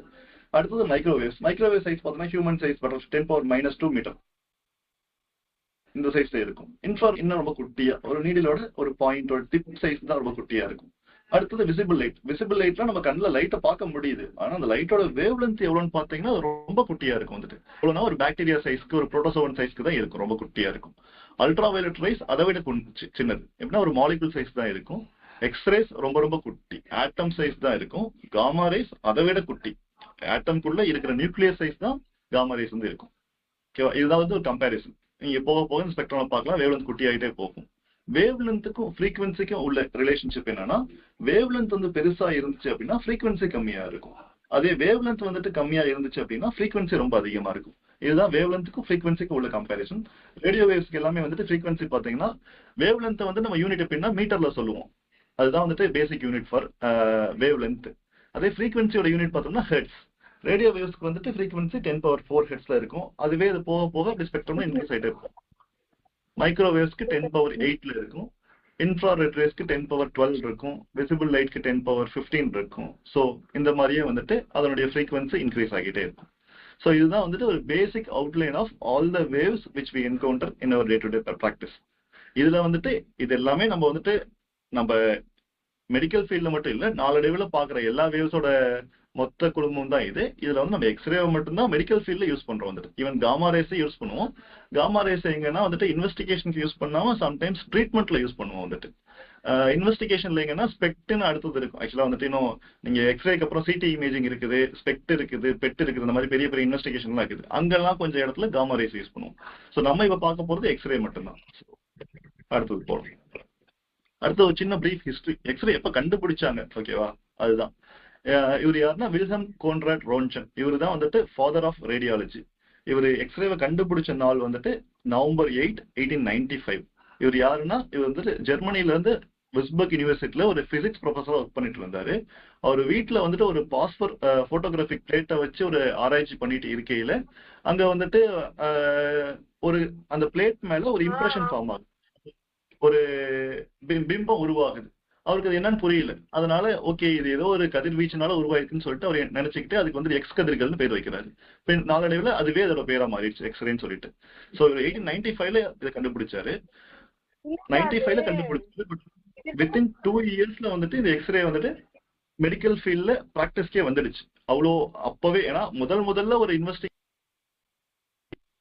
எக்ஸ்ரே தான் வந்துட்டு. 2 வருஷத்துலயே வார்ல வந்துட்டு புல்லட் எல்லாம் இருக்கும்ல, அப்பெல்லாம் அந்த முதலாம் உலக போர் தொடங்குறதுக்கு கொஞ்சம் முன்னாடி வருஷம் இதெல்லாம் வந்துட்டு 1905 முதலாம் உலக போர் தொடங்குச்சு. அதுக்கு கொஞ்சம் முன்னாடி. ஸோ அப்பயே வந்துட்டு அந்த போர்ல வந்துட்டு புல்லட் யாருக்கெல்லாம் உடம்புல போந்திருக்கோ அவங்கள வந்துட்டு எக்ஸ்ரே வச்சுதான் எந்த இடத்துல இருக்கு அப்படின்னு சொல்லிட்டு கண்டுபிடிச்சாங்க. எலும்பு முறிவையும் ஃபிராக்சர்லாம் கண்டுபிடிக்கிறதுக்கும் அப்பவே யூஸ் பண்ண ஆரம்பிச்சிட்டாங்க. இவர் எக்ஸ்ரே கண்டுபிடிச்சதுக்காக தான் இவருக்கு வந்து 1905 முதல் நோபல் பரிசு கொடுத்தாங்க. இவரோட ஃபர்ஸ்ட் எக்ஸ்ரே எதுனா இதுதான் வந்துட்டு. இது யாருன்னா அவரோட ஒய்ஃபோட கை. அவரு ஒரு பிலிம்ல ஃபர்ஸ்ட் இமேஜ் உருவானுச்சு. அதுக்கப்புறம் ஒரு ப்ராப்பர் எக்ஸ்ரேவா அதை எப்படி டெவலப் பண்ணாருன்னா, அந்த ஃபர்ஸ்ட் இமேஜ் வந்து ஒரு ஒய்ஃபோட கை, அதுல ஒரு ரிங் இருக்கும். இந்த இமேஜ் வந்து இன்னும் அந்த மியூசியம்ல இருந்துட்டு இருக்கு. இதை வந்து ஓகே, ஜஸ்ட் இது ஒரு சின்ன ஓகே, இது அவ்வளவு உங்களுக்கு பேச தேவைப்படாது. பட் இருந்தாலும் சொல்றேன் வந்துட்டு எப்படி எக்ஸ்ரே ஃபார்ம் ஆகுது அப்படின்னா, ஒரு எக்ஸ்ரே டியூப் இருக்கும். இந்த டியூப் வந்துட்டு கிளாஸால மேடா இருக்கும். அதுக்குள்ள வேக்கம் இருக்கும், அதாவது காற்றே இருக்காது, ஃபுல்லா வேக்கமா தான் இருக்கும். அங்க வந்துட்டு ஒரு ஆனோட் இருக்கும், ஒரு கேத்தோட் இருக்கும். அந்த ஆனோட்ல அந்த கேத்தோட்ல இருந்து எலக்ட்ரான்ஸ் வந்துட்டு ஸ்ட்ரைட்டா எமிட் ஆகும். எப்படி எமிட் ஆகுதுன்னா, கரண்ட் கொடுப்பாங்க. இந்த கேத்தோட்ல வந்து டங்ஸ்டன் ஃபிலமெண்ட்ஸ் இருக்கும். டங்ஸ்டன் ஃபிலமெண்ட்னா எப்படின்னா, நீங்க வந்து நம்ம குண்டு பல்ப்ல பார்த்தோம்னா டங்ஸ்டன் ஃபிலமெண்ட் குட்டியா சுருண்டு இருக்கும், பார்த்துருப்பீங்க. அந்த மாதிரி டங்ஸ்டன் ஃபிலமெண்ட் தான் இதுலயும் இருக்கும். ஸோ இதுல இருந்து வந்துட்டு ஹை வோல்டேஜ் கரண்ட் கொடுத்தப்போ வந்துட்டு இங்க இருந்து எலக்ட்ரான்ஸ் எமிட் ஆகும். இந்த எலக்ட்ரான்ஸ் போய் இப்ப என்ன பண்ணும்னா, இங்க ஆனோட்ல வந்துட்டு இன்னொரு டங்ஸ்டன் பிளேட் இருக்கும், அங்க பட்டுட்டு எக்ஸ்ரேவா எமிட் ஆகும். இதுதான் வந்துட்டு எக்ஸ்ரே வந்து எக்ஸ்ரே ப்ரொடக்ஷனோட பிரின்சிபல். அடுத்தது எக்ஸ்ரேயோட இம்பார்ட்டன்ஸ்க்கு போலாம் வந்துட்டு. ஏன் எக்ஸ்ரே யூஸ் பண்றோம்? ஃபார் எக்ஸாம்பிள் நீங்க வந்துட்டு நான் முன்னே சொன்ன மாதிரி தான், மெடிக்கல் ஃபீல்ட்ல நீங்க வந்துட்டு ஒரு விஷயம் கண்டுபிடிக்கணும் அப்படின்னா, அதாவது உங்களால கிளினிக்கலா வந்துட்டு கிளினிக்கல் எக்ஸாமினேஷன் பண்ணி பாக்குறீங்க. அதுக்கு மேல உங்களுக்கு வந்து அடுத்ததா இன்னொரு ஹெல்ப்ஃபுல்லான டூல் இருந்தா இன்னும் கொஞ்சம் பெட்டரா உங்களால பேஷண்டோட என்ன பிரச்சனை கண்டுபிடிக்க முடியும். அப்படிங்கிறப்ப அடுத்த லெவல் இன்வெஸ்டிகேஷனுக்கு போவோம். இன்வெஸ்டிகேஷன் வந்து நிறைய டைப்ஸ் இருக்குது. இது வந்துட்டு ஒரு ஃபர்ஸ்ட் லைன் இமேஜிங் இன்வெஸ்டிகேஷன். நிறைய நீங்க அதாவது உடம்ப வந்துட்டு உள்ள என்ன இருக்குன்னு ஊடுருவி பாக்குறது தான் வந்துட்டு. எக்ஸ்ரேஸ் வந்து அதை பார்க்கும். ஈவன் அல்ட்ராசவுண்ட் பார்க்கும், சிடி பார்க்கும், எம்ஆர்ஐ பார்க்கும். பட் எக்ஸ்ரே வந்து ரொம்ப ஈஸியா எல்லா இடத்துலயுமே இருக்கும் வந்துட்டு. ஃபர்ஸ்ட் லைன் முதல்ல ரொம்ப இயர்லியா கண்டுபிடிச்சது எக்ஸ்ரே தான். அதுக்கப்புறம் இதனுடைய காஸ்ட் ஆஃப் இன்ஸ்டலேஷனும் ரொம்ப கம்மி. ஸோ அதனால யார் வேணாலும் கொஞ்சம் கம்மி பட்ஜெட்ல கம்மி இன்ஃப்ராஸ்ட்ரக்சர்லயே வந்து எக்ஸ்ரே இன்ஸ்டால் பண்ணலாம். ரொம்ப ரிமோட்டான ரீஜன்ஸ்ல வந்துட்டு அந்த இடத்துல பெரிய ஹாஸ்பிட்டல் இல்லை, ஒரு பெரிய லேப் எதுவுமே இல்லை அப்படின்னா அங்கே எக்ஸ்ரே மட்டும் வச்சிருப்பாங்க சின்னதாக வந்துட்டு. ஸோ அப்படிங்கிற இடத்துல எக்ஸ்ரே வந்து ரொம்பவே ஹெல்ப்ஃபுல்லா இருக்கும். ஸோ நீங்க எக்ஸ்ரே வந்து ஒரு ஃபர்ஸ்ட் லைன் இன்வெஸ்டிகேஷனா வச்சுக்கிட்டு அதுக்கேற்ற மாதிரி என்ன இன்வெஸ்டிகேஷன், அதாவது எந்த பார்ட்டை நீங்க வந்து எக்ஸ்ரேக்கு வந்து உட்படுத்தணுமோ பண்ணிட்டு அந்த ரீட் பண்ண கத்துக்கிட்டீங்க அப்படின்னா அங்க ஏதாவது பெத்தாலஜி இருந்துச்சு, அங்கே ஏதாவது ப்ராப்ளம் இருந்துச்சுன்னா ஈஸியாக ஐடென்டிஃபை பண்ணலாம் வந்துட்டு. அடுத்தது டிஃப்ரெண்ட் டைப்ஸ் ஆஃப் எக்ஸ்ரேஸ். என்னென்ன எக்ஸ்ரே இருக்குன்னு பார்த்தோம்னா, சாஃப்ட் எக்ஸ்ரே இருக்கு, ஹார்ட் எக்ஸ்ரே இருக்கு. எக்ஸ்ரே வந்து எப்படி அந்த டியூப் காமிச்சன்ல அந்த மாதிரி தான், அதுல இருந்து தான் எக்ஸ்ரே ப்ரொடியூஸ் ஆகுது. நம்ம கொடுக்குற கரண்ட்டை பொறுத்து நம்ம கொடுக்குற கரண்ட்லேயே 2 ப்ராப்பர்ட்டி இருக்குது, கேவிபி இருக்கு, மில்லி ஆம்பியர் இருக்கு. அதை பொறுத்து சாஃப்ட் எக்ஸ்ரேவா இருக்கும், ஹார்ட் எக்ஸ்ரேவா இருக்கும். அதுக்கு முன்னாடி எக்ஸ்ரே வந்துட்டு உடம்புக்குள்ள போகுது அப்படின்னா எக்ஸ்ரேவை வந்துட்டு எதெல்லாம் தடுத்து நிறுத்தும் இருக்குது. இப்போ வந்துட்டு இருக்கிறதுலேயே நம்ம உடம்புல வந்துட்டு போனுக்கு தான் அதிக டென்சிட்டி இருக்கும். ஸோ அதிகமா டென்சிட்டி உள்ள ஆர்கன்ஸ் வந்துட்டு எக்ஸ்ரேவே தடுத்து நிறுத்தக்கூடிய தன்மை உடையது. அதனால அது வந்துட்டு எக்ஸ்ரேவை தடுத்து நிறுத்திடும். அதுக்கு பின்னாடி அதனுடைய ஷேடோ தான் ஃபார்ம் ஆகும். அதுவே சாஃப்ட் டிஷ்யூ இந்த சென்ஸ் உங்களோட மசில் இருக்குது, கொழுப்பு, உடம்புக்கு தோலுக்கு கீழே கொழுப்பு இருக்குது, தோல் இருக்குது, இதெல்லாம் வந்து எக்ஸ்ரே வந்துட்டு ஊடுருவி போக செய்யும். அப்படிங்கிறப்ப அதெல்லாம் வந்துட்டு சாஃப்ட் ஆர்கன்ஸ். அது வந்து எக்ஸ்ரே ஊடுருவி போகிறதுனால அதுக்கு கீழே பெருசா பிம்பம் ஃபார்ம் ஆகாது, லைட்டா தான் ஃபார்ம் ஆகும். நீங்க எக்ஸ்ரே இமேஜ் பாத்தீங்கன்னாவே தெரியும், உங்களுக்கு போன்ஸ் எல்லாமே நல்லா கிளியரா தெரியும். மற்ற ஆர்கன்ஸ் வந்து கொஞ்சம் லைட்டா தான் தெரியும். அது ஏன்னா வந்துட்டு போன்ஸை வந்துட்டு ஃபுல் அண்ட் ஃபுல் எக்ஸ்ரே வந்துட்டு எக்ஸ்ரேவை போன்ஸ் தடுத்துரும். அதனால பின்னாடி ஷேடோ வந்து ஈஸியா ஃபார்ம் ஆகும்.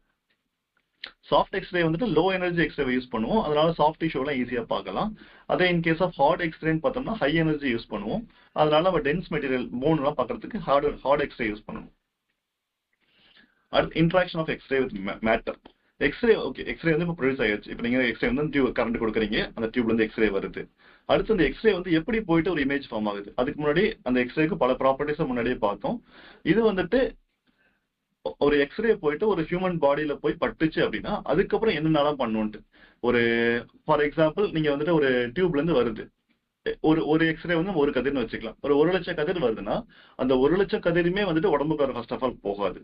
சில கதிர்கள் வந்துட்டு இங்க இருந்து இந்த டியூப்ல இருந்து ப்ரொடியூஸ் ஆகுது. சில கதிர்கள் வந்துட்டு அதுக்கு ஸ்ட்ரென்த் பத்தாது உள்ள தூரம் போறதுக்கு, ஸோ இங்கேயே ஸ்கேட்டர் ஆகிடும். சில கதிர்கள் வந்துட்டு ஊடுருவி போகும். ஊடுருவி போனதுக்கு அப்புறம் அந்த உடம்போட திக்னஸை பொறுத்து அது ஃபுல்லா பெனிட்ரேட் ஆகி போக தன்மை இருக்காது. அது வந்து அப்சார்ப்ஷன், அந்த உடம்புக்குள்ளே அப்சார்ப் ஆயிடும். ஏன்னா இப்போ போன்ல எல்லாம் பட்டுச்சு அப்படின்னா ஈஸியா அப்சார்ப் ஆயிடும். சில கதிர்கள் பட்டுட்டு டிஃப்ளெக்ட் ஆயிடும் வந்துட்டு, அதாவது ஊடுருவி போகாம சைட்ல போயிடும். இது வந்துட்டு ரிஃப்ளெக்ஷன் சொல்லுவோம், ஸ்கேட்டரிங்னு சொல்லுவோம். இதெல்லாம் சைட்ல போயிடும். சில கதிர்கள் மட்டும்தான் ஊடுருவி போகும், அதுதான் டிரான்ஸ்மிஷன் சொல்லுவோம். ஸோ அந்த கதிர்கள் தான் டிரான்ஸ்மிட் ஆகி போறதுனால பின்னாடி வந்து எக்ஸ்ரே ஃபிலிம் வச்சிருப்பீங்க, அந்த ஃபிலிம்ல போய் ஒரு பிம்பத்தை உருவாக்கும், அது இமேஜா ஃபார்ம் ஆகும். இந்த எல்லா பேராமீட்டர்ஸையும் டிபெண்ட் பண்ணி தான் உங்களுக்கு வந்துட்டு எவ்வளவு நல்ல ஃபிலிம் உருவாகுது அப்படிங்கறத வந்துட்டு இப்ப நீங்க வந்து அசஸ் பண்ண முடியும். ஓகே, அடுத்தது நம்ம மெடிக்கல் ஃபீல்ட் நம்ம எப்பெல்லாம் எக்ஸ்ரே யூஸ் பண்ணுவோம், இது உங்களே எல்லாருக்கும் தெரியும். நம்ம காமனா யூஸ் பண்றது வந்துட்டு ஆர்த்தோபெடிஷன்ஸ்னா பார்த்தோம்னா ஃபிராக்சர் கண்டுபிடிக்க யூஸ் பண்ணுவாங்க. யூஸ்வலா ஃபிராக்சர் கண்டுபிடிக்க யூஸ் பண்ணுவோம், இல்ல வந்துட்டு ஜாயிண்ட்ல பிரச்சனை இருக்குன்னா யூஸ் பண்ணுவோம், ஆஸ்டியோ ஆர்த்ரைட்டிஸ் யூஸ் பண்ணுவோம். அடுத்தது அதை விட முக்கியமான விஷயம் செஸ்ட் எக்ஸ்ரே. செஸ்ட் எக்ஸ்ரே தான் வந்துட்டு ஒரு பேசிக் எக்ஸ்ரே, எல்லா இடத்துலயும் பண்ணுவாங்க. ஒரு பேஷண்ட்டை வந்துட்டு நீங்க ஹாஸ்பிட்டல்லாம் பார்த்துருப்பீங்க, இந்த ஈவன் படத்துல கூட பார்த்துருப்பீங்க. எந்த பெட் எடுத்தாலும் வந்துட்டு பெட்டுக்கு பக்கத்துலேயே ஒரு பேட் வச்சிருப்பாங்க, அங்க வந்து ஒரு எக்ஸ்ரே ஒன்னாவது பேட்ல வச்சிருப்பாங்க, இல்லை எக்ஸ்ரே தொங்க விட்டுருப்பாங்க. ஸோ செஸ்ட் எக்ஸ்ரேங்கிறது ஒரு பேசிக், ஒரு பேஷண்ட் வந்து ஒரு அட்மிஷன்ல ஆகுறாங்க அப்படின்னாவே செஸ்ட் எக்ஸ்ரே தான் வந்துட்டு ஒரு ஃபர்ஸ்ட் டைம் இன்வெஸ்டிகேஷன் மாதிரி ஆயிடுச்சு. ஸோ அது ரொம்பவுமே first of all cost effective, ரொம்ப கம்மியாக சார்ஜ் பண்ணுவாங்க செஸ்ட் எக்ஸ்ரேவுக்கு. அது மட்டும் இல்லாமல் அதுலயே வந்து நீங்க செஸ்ட்டுங்கிறது வந்துட்டு நீங்க லங்ஸையும் பார்க்கலாம், ஹார்ட்டையும் பார்க்கலாம். இது ரெண்டுமே வந்துட்டு ஒரு மேஜர் சிஸ்டத்தை வந்துட்டு அக்யூமுலேட் பண்ணுது.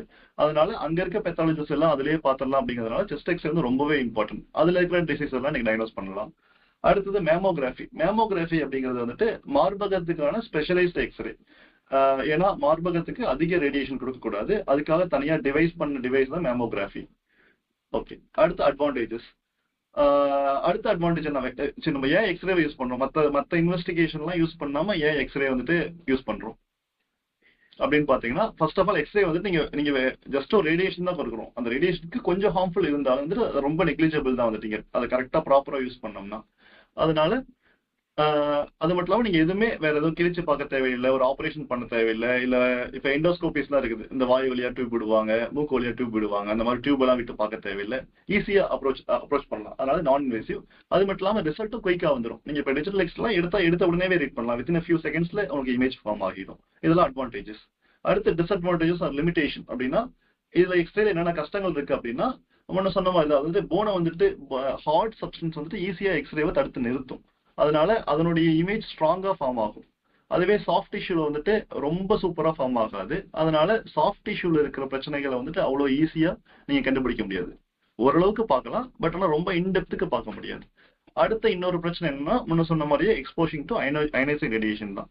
இது வந்துட்டு பிரச்சனைக்குரிய அந்த ரேடியேஷன் எக்ஸ்போஷர் ஆனிச்சுன்னா உங்க உடம்புல வந்து மாற்றத்தை ஏற்படுத்தும். அந்த மாற்றங்கள் அதாவது பின் விளைவுகளை ஏற்படுத்தும். அது வந்துட்டு ஹார்ம்ஃபுல் எஃபெக்ட்ஸை கொடுக்கும். அதனால பார்த்து நம்ம கேர்ஃபுல்லா யூஸ் பண்ணணும். ஓகே, ஸோ இது வரைக்கும் புரிஞ்சிச்சா? நீங்க ஏதாவது பேசணும் அப்படின்னா, டவுட் இருக்கு அப்படின்னா வந்துட்டு உங்களை அன்மியூட் பண்ணிட்டு கேட்கலாம், இல்ல சேட்ல ஏதாவது பண்ணலாம். நான் மோனோட்டோனஸா கண்டினியூஸா பேசிக்கிட்டே போக விரும்பல, இன்ட்ராக்ட் பண்ணதுனா பண்ணலாம். உங்களுக்கு டவுட், ஏன்னா நான் இன்னும் உங்கள்கிட்ட எதுவும் இமேஜ் காட்ட ஆரம்பிக்கல. லெட்ஸ் இதெல்லாம் கொஞ்சம் பார்த்துட்டு போகலாம் வந்துட்டு. வேற ஏதாவது அன்மியூட் பண்ணிட்டு ஏதாவது பேசுறதுன்னா பேசுங்க.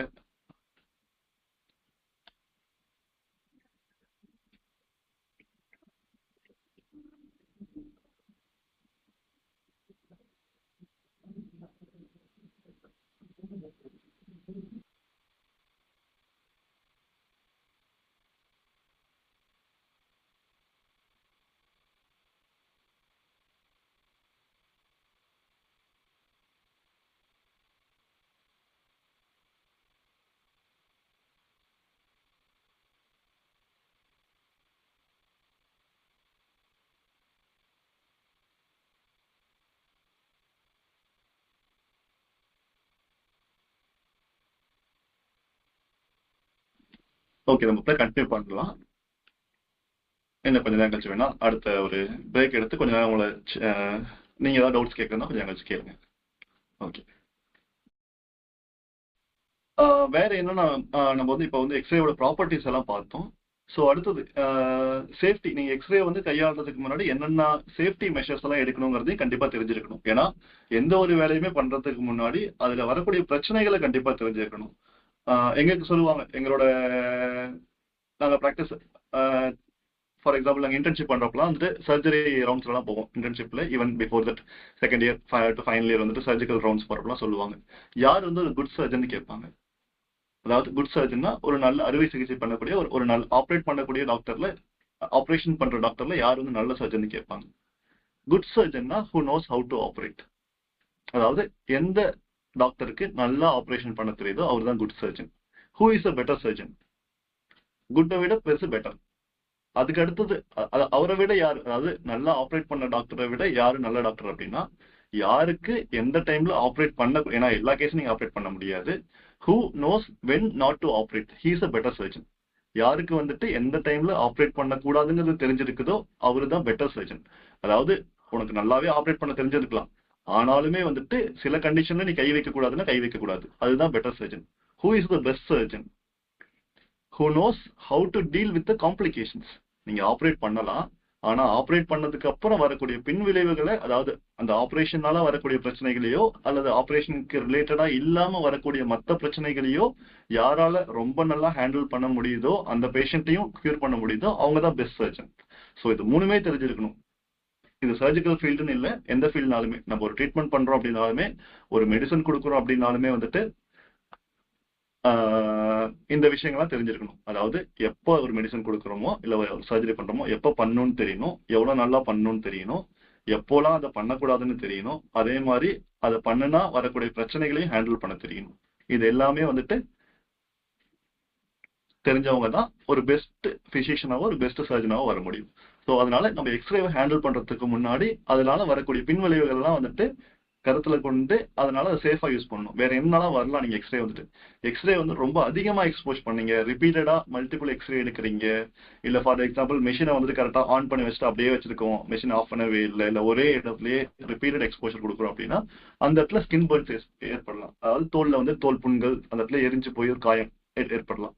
அடுத்தது ரேடியேஷன் இன்டியூஸ்டு கேன்சர் வரலாம். இது எப்படின்னா ரொம்ப அதிகப்படியான எக்ஸ்ரே யூஸ் பண்றீங்க. ஃபார் எக்ஸாம்பிள் ஒரு 100 எக்ஸ்ரே எடுத்து விடுறீங்க அப்படின்னா, ஒரு ரிப்பீட்டடா ஒரு 100 கூட கம்மி தான், ஒரு 1000 எக்ஸ்ரே எடுக்கிறீங்க, ரிப்பீட்டடா ஃப்ரீக்வன்சி எடுக்கிறீங்க, குழந்தைங்களுக்கு எடுக்கிறீங்க, கர்ப்பமான பெண்களுக்கு எடுக்கிறீங்க அப்படின்னால வந்துட்டு அது வந்து ரிஸ்க் ஃபேக்டர். ஸோ கர்ப்பமான இப்போ வந்து எல்லா எக்ஸ்ரே இடத்துலையும் பார்த்துருப்பீங்க, கர்ப்பிணி தாய்மார்கள் வந்து இந்த இடத்துக்கு வரக்கூடாது அப்படின்ட்டு.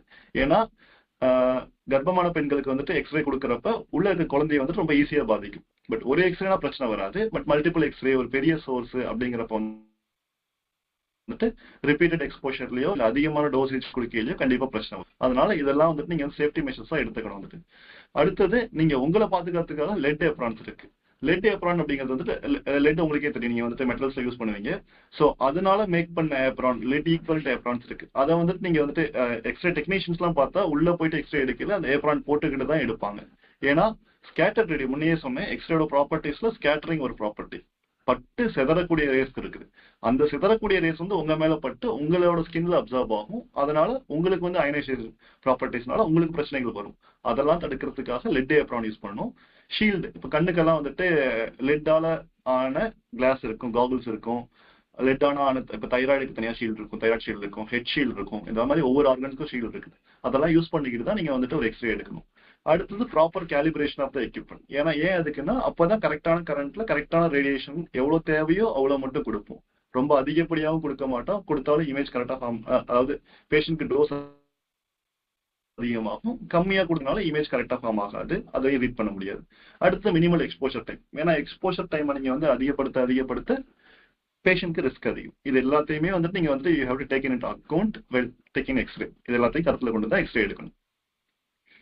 இதெல்லாம் எக்ஸ்ரேயோட அட்வான்ஸ்மெண்ட் டெக்னாலஜி. இப்போ எக்ஸ்ரே 3D எக்ஸ்ரே வந்துருச்சு, டோமோசின்சிஸ் வந்துச்சு, நிறைய வந்துருச்சு. எக்ஸ்ரே வந்து ஃபர்ஸ்ட் லைன் பேசிக் இன்வெஸ்டிகேஷன் தான். ஃப்ளூரோஸ்கோப்பிங்கிறது எக்ஸ்ரேவே யூஸ் பண்ணி ஒரு ரியல் டைம்ல, அதாவது எக்ஸ்ரேங்கிறது ஒரு பார்ட், ஒரு சின்ன இமேஜ் போட்டோ மாதிரி சிம்பிளா சொல்லணும்னா, ஃப்ளூரோஸ்கோப்பிங்கிறது வீடியோ மாதிரி, எக்ஸ்ரேவை யூஸ் பண்ணியே வீடியோ மாதிரி யூஸ் பண்றதா ஃப்ளூரோஸ்கோபி டெக்னிக். ஃபார் எக்ஸாம்பிள், இப்போ உங்களுக்கு வந்து ஒரு உணவு குழாயில ஒரு பிரச்சனை இருக்குது அப்படின்னா உங்களுக்கு இந்த பேரியம்லாம் கொடுத்து ஸ்கேன் எடுப்பாங்க. அதாவது வாயில வந்துட்டு ஒரு பேரியம்னு ஒரு பவுடர் இருக்கும், அதை தண்ணியில மிக்ஸ் பண்ணி குடிக்க சொல்லுவாங்க. அதை குடிச்சிட்டு எக்ஸ்ரே வந்து ஒரு வீடியோவா எடுக்கிறப்ப அந்த பேரியம் மட்டும் நல்லா வெள்ளை வெள்ளைன்னு பளிச்சுன்னு தெரியும். போன் இப்ப இருக்கு, போனை விட நம்ம ரைட்டா தெரியும் வந்துட்டு பளிச்சுன்னு. ஏன்னா பேரியம் வந்துட்டு எக்ஸ்ரேவை தடுத்து நிறுத்துற தன்மை இருக்கு. அதனால அது வெள்ளை வெள்ளைன்னு தெரியுதுனால உங்களுக்கு வந்து உணவு குழாயில பிரச்சனை இருந்துச்சா ஈஸியா கண்டுபிடிக்கலாம். அதுதான் ஃப்ளூரோஸ்கோபி. அடுத்தது சிடி இமேஜ். சிடிங்கிறது ஒண்ணு இல்லை, சிடிங்கிறது கம்ப்யூட்டர் டோமோகிராஃபி. சிடிங்கிறது ஒரு அதாவது நூற்றுக்கணக்கான எக்ஸ்ரேவால ஆனதுதான் சிடி மிஷின். எக்ஸ்ரே வந்துட்டு உங்களுக்கு வந்து ஒரே ஒரு ப்ரொஜெக்ஷன்ல எடுக்கும். நான் ப்ரொஜெக்ஷன்ஸ்லாம் என்ன ஃபர்தரா சொல்லுவேன் அடுத்த ஸ்லைட்ல. சிடிங்கிறது கிராஸ் செக்ஷனல், உங்க உடம்ப வந்து எந்த பக்கம் வந்து எப்படி கூறு போட்டாலும் அந்த மாதிரி எடுக்க முடியும். அதுதான் சிடி, கிராஸ் செக்ஷனல் இமேஜ். இதெல்லாம் எக்ஸ்ரேயோட அட்வான்ஸ்மெண்ட். ஓகே, இது வரைக்கும் சொன்னது இவ்வளவுதான். எக்ஸ்ரேயோட சம்மரைஸ் பண்ணிக்கலாம்.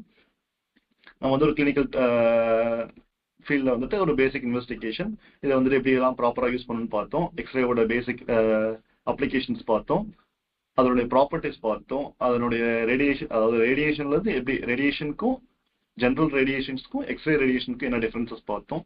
அயனைசிங் ரேடியேஷனுக்கும் நான் அயனைசிங் ரேடியேஷன்ஸ்க்கும் உள்ள ப்ராப்பர்ட்டிஸ் பார்த்தோம். அந்த எலக்ட்ரோமேக்னெட்டிக் ஸ்பெக்ட்ரம்ல இருக்கிற மற்ற ரேடியேஷன்ஸ் எல்லாத்தையுமே பார்த்தோம். ஸோ இன் ஜென்ரல் எக்ஸ்ரேவோட அவுட்லைன் இவ்வளவுதான். இது வரைக்கும் இருந்தா டவுட் ஏதாவது இருந்தா கேளுங்க, யாராவது கொஸ்டின் கேளுங்க. அப்பதான் கொஞ்சம் இன்ட்ராக்டிவா இருக்கும் செஷன்ஸ். நானே மோனோட்டோனஸா பேசிக்கிட்டே போனா உங்களுக்கு போர் அடிச்சும் தூங்கிடுவீங்க.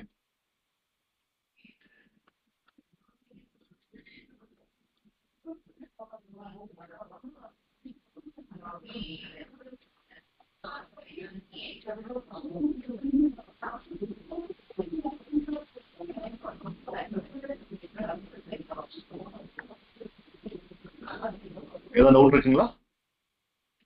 Barium meal taken now to yeah, கண்டிப்பா பேரியம் மீல் இன்னொன்னு, பேரியம் மீலுக்கு உண்டான சிக்னிஃபிகன்ஸ் கண்டிப்பா இருக்கு. ஸோ அதெல்லாம் பண்ணிக்கிட்டு தான் இருக்கும். Kindly unmute the participants.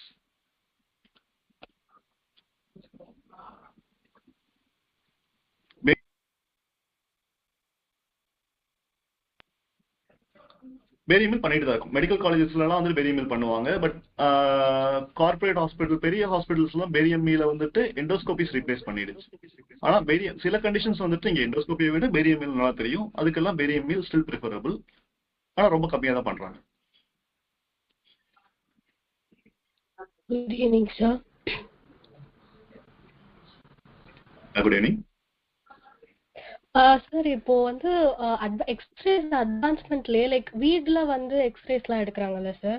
So அதுல வந்து எந்த ஒரு சேஃப்டி அந்த மாதிரி அவங்க லைக் ஜென்ரலாவே எடுக்கிறாங்க. ஸோ அதுல சேஃப்டி மெஷர்ஸ்லாம் ஃபாலோ பண்ணுமோ, or is that an advance procedure?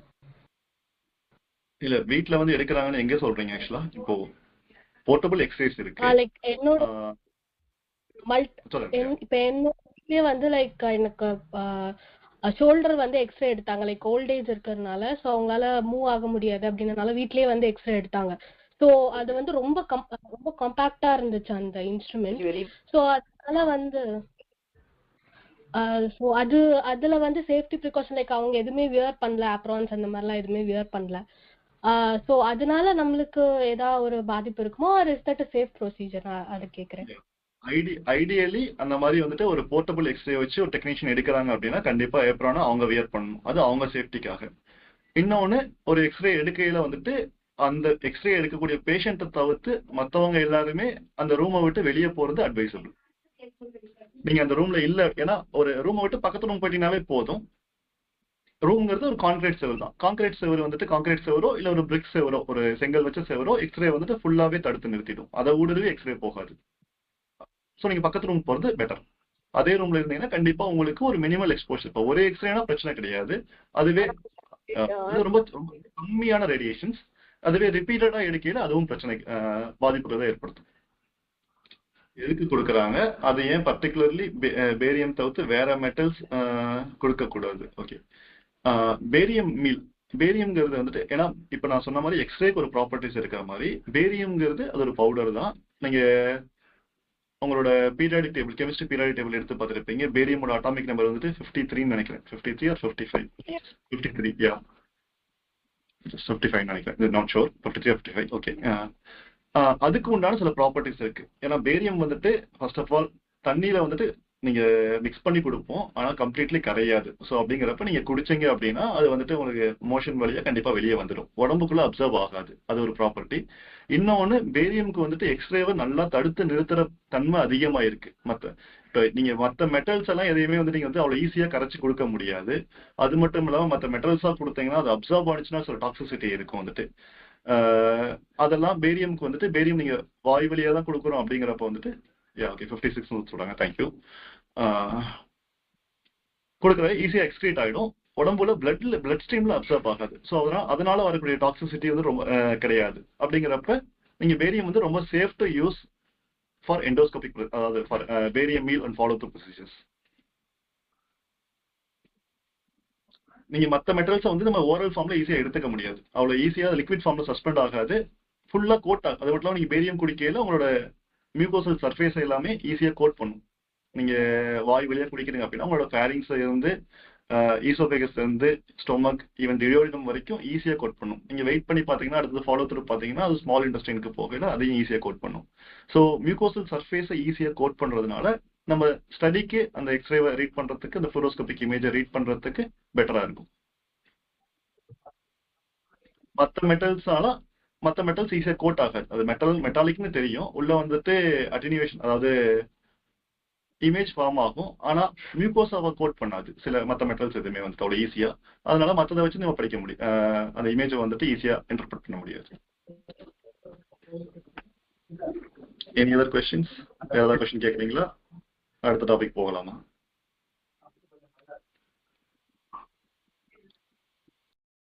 Gamma rays is used in which treatment? Okay, கேட்டிருக்காங்க. காமா ரேஸ் வந்து எங்கன்னா நம்ம ஸ்பெக்ட்னு சொல்லுவாங்க, single photon emission computer tomography. SPECT. இப்போ பெட் சீட் இருக்கு, நீங்க வந்து கேன்சர்லாம் பார்த்துருப்பீங்க. சில பேஷண்ட்லாம் கேன்சர் டயக்னோசிஸ்க்கு பெட் சீட் யூஸ் பண்ணுவோம். சிடி இருக்கு, எம்ஆர்ஐ இருக்கு, அதுக்கு மேல பெட்னு சொல்லுவாங்க, பாசிட்ரான் எமிஷன் டோமோகிராஃபி. பெட்டு மாதிரியே ஸ்பெக்ட்னு ஒன்று இருக்குது, அது ஒரு இன்வெஸ்டிகேஷன். அங்க வந்துட்டு எப்படின்னா ஸ்பெக்டை ரீட் பண்றதுக்கு நம்ம வந்துட்டு ஒரு ரேடியோ ஐசோடோப்பு கொடுப்போம். அந்த ரேடியோ ஐசோடோப் அப்படிங்கிறது அது வந்து அதை பிளட் வழியா செலுத்துவோம், ஐவி லைன் போட்டு பிளட் வழியா செலுத்துவோம். அந்த ரேடியோ ஐசோடோப் வந்துட்டு நம்ம எந்த ஆர்கனுக்கு வந்துட்டு டார்கெட் வைக்கிறோமோ அந்த ஆர்கன்ல போயிட்டு அந்த ஆர்கன் ஸ்பெசிஃபிக்கா கொடுப்போம். ஸோ அந்த ஆர்கன்ல போயிட்டு கதிர்வீச்சுகளை எமிட் பண்ணும். அதை வந்து ஒரு காமா கேமரா வச்சு ரீட் பண்ணுவோம். இதுதான் ஸ்பெக்டரோட பிரின்சிபிள்.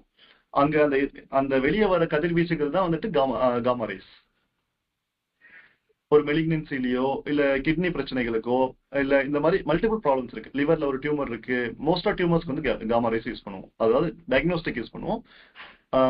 ட்ரீட்மெண்ட்டுக்கும் அந்த ட்ரீட்மெண்ட்க்கு வந்துட்டு ரேடியோ தெரப்பி கொடுப்பாங்க, அங்க வந்து எக்ஸ்ரே தான் மோஸ்ட்லி யூஸ் பண்ணுவோம். வந்துட்டு காமா ரேஸ் பெருசா யூஸ் ஆகாது. சில கண்டிஷன்ஸ்ல gamma race treatment.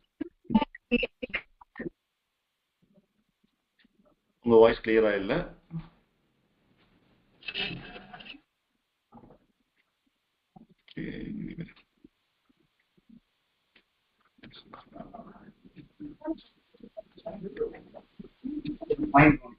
How the barium excretes from the mucosa.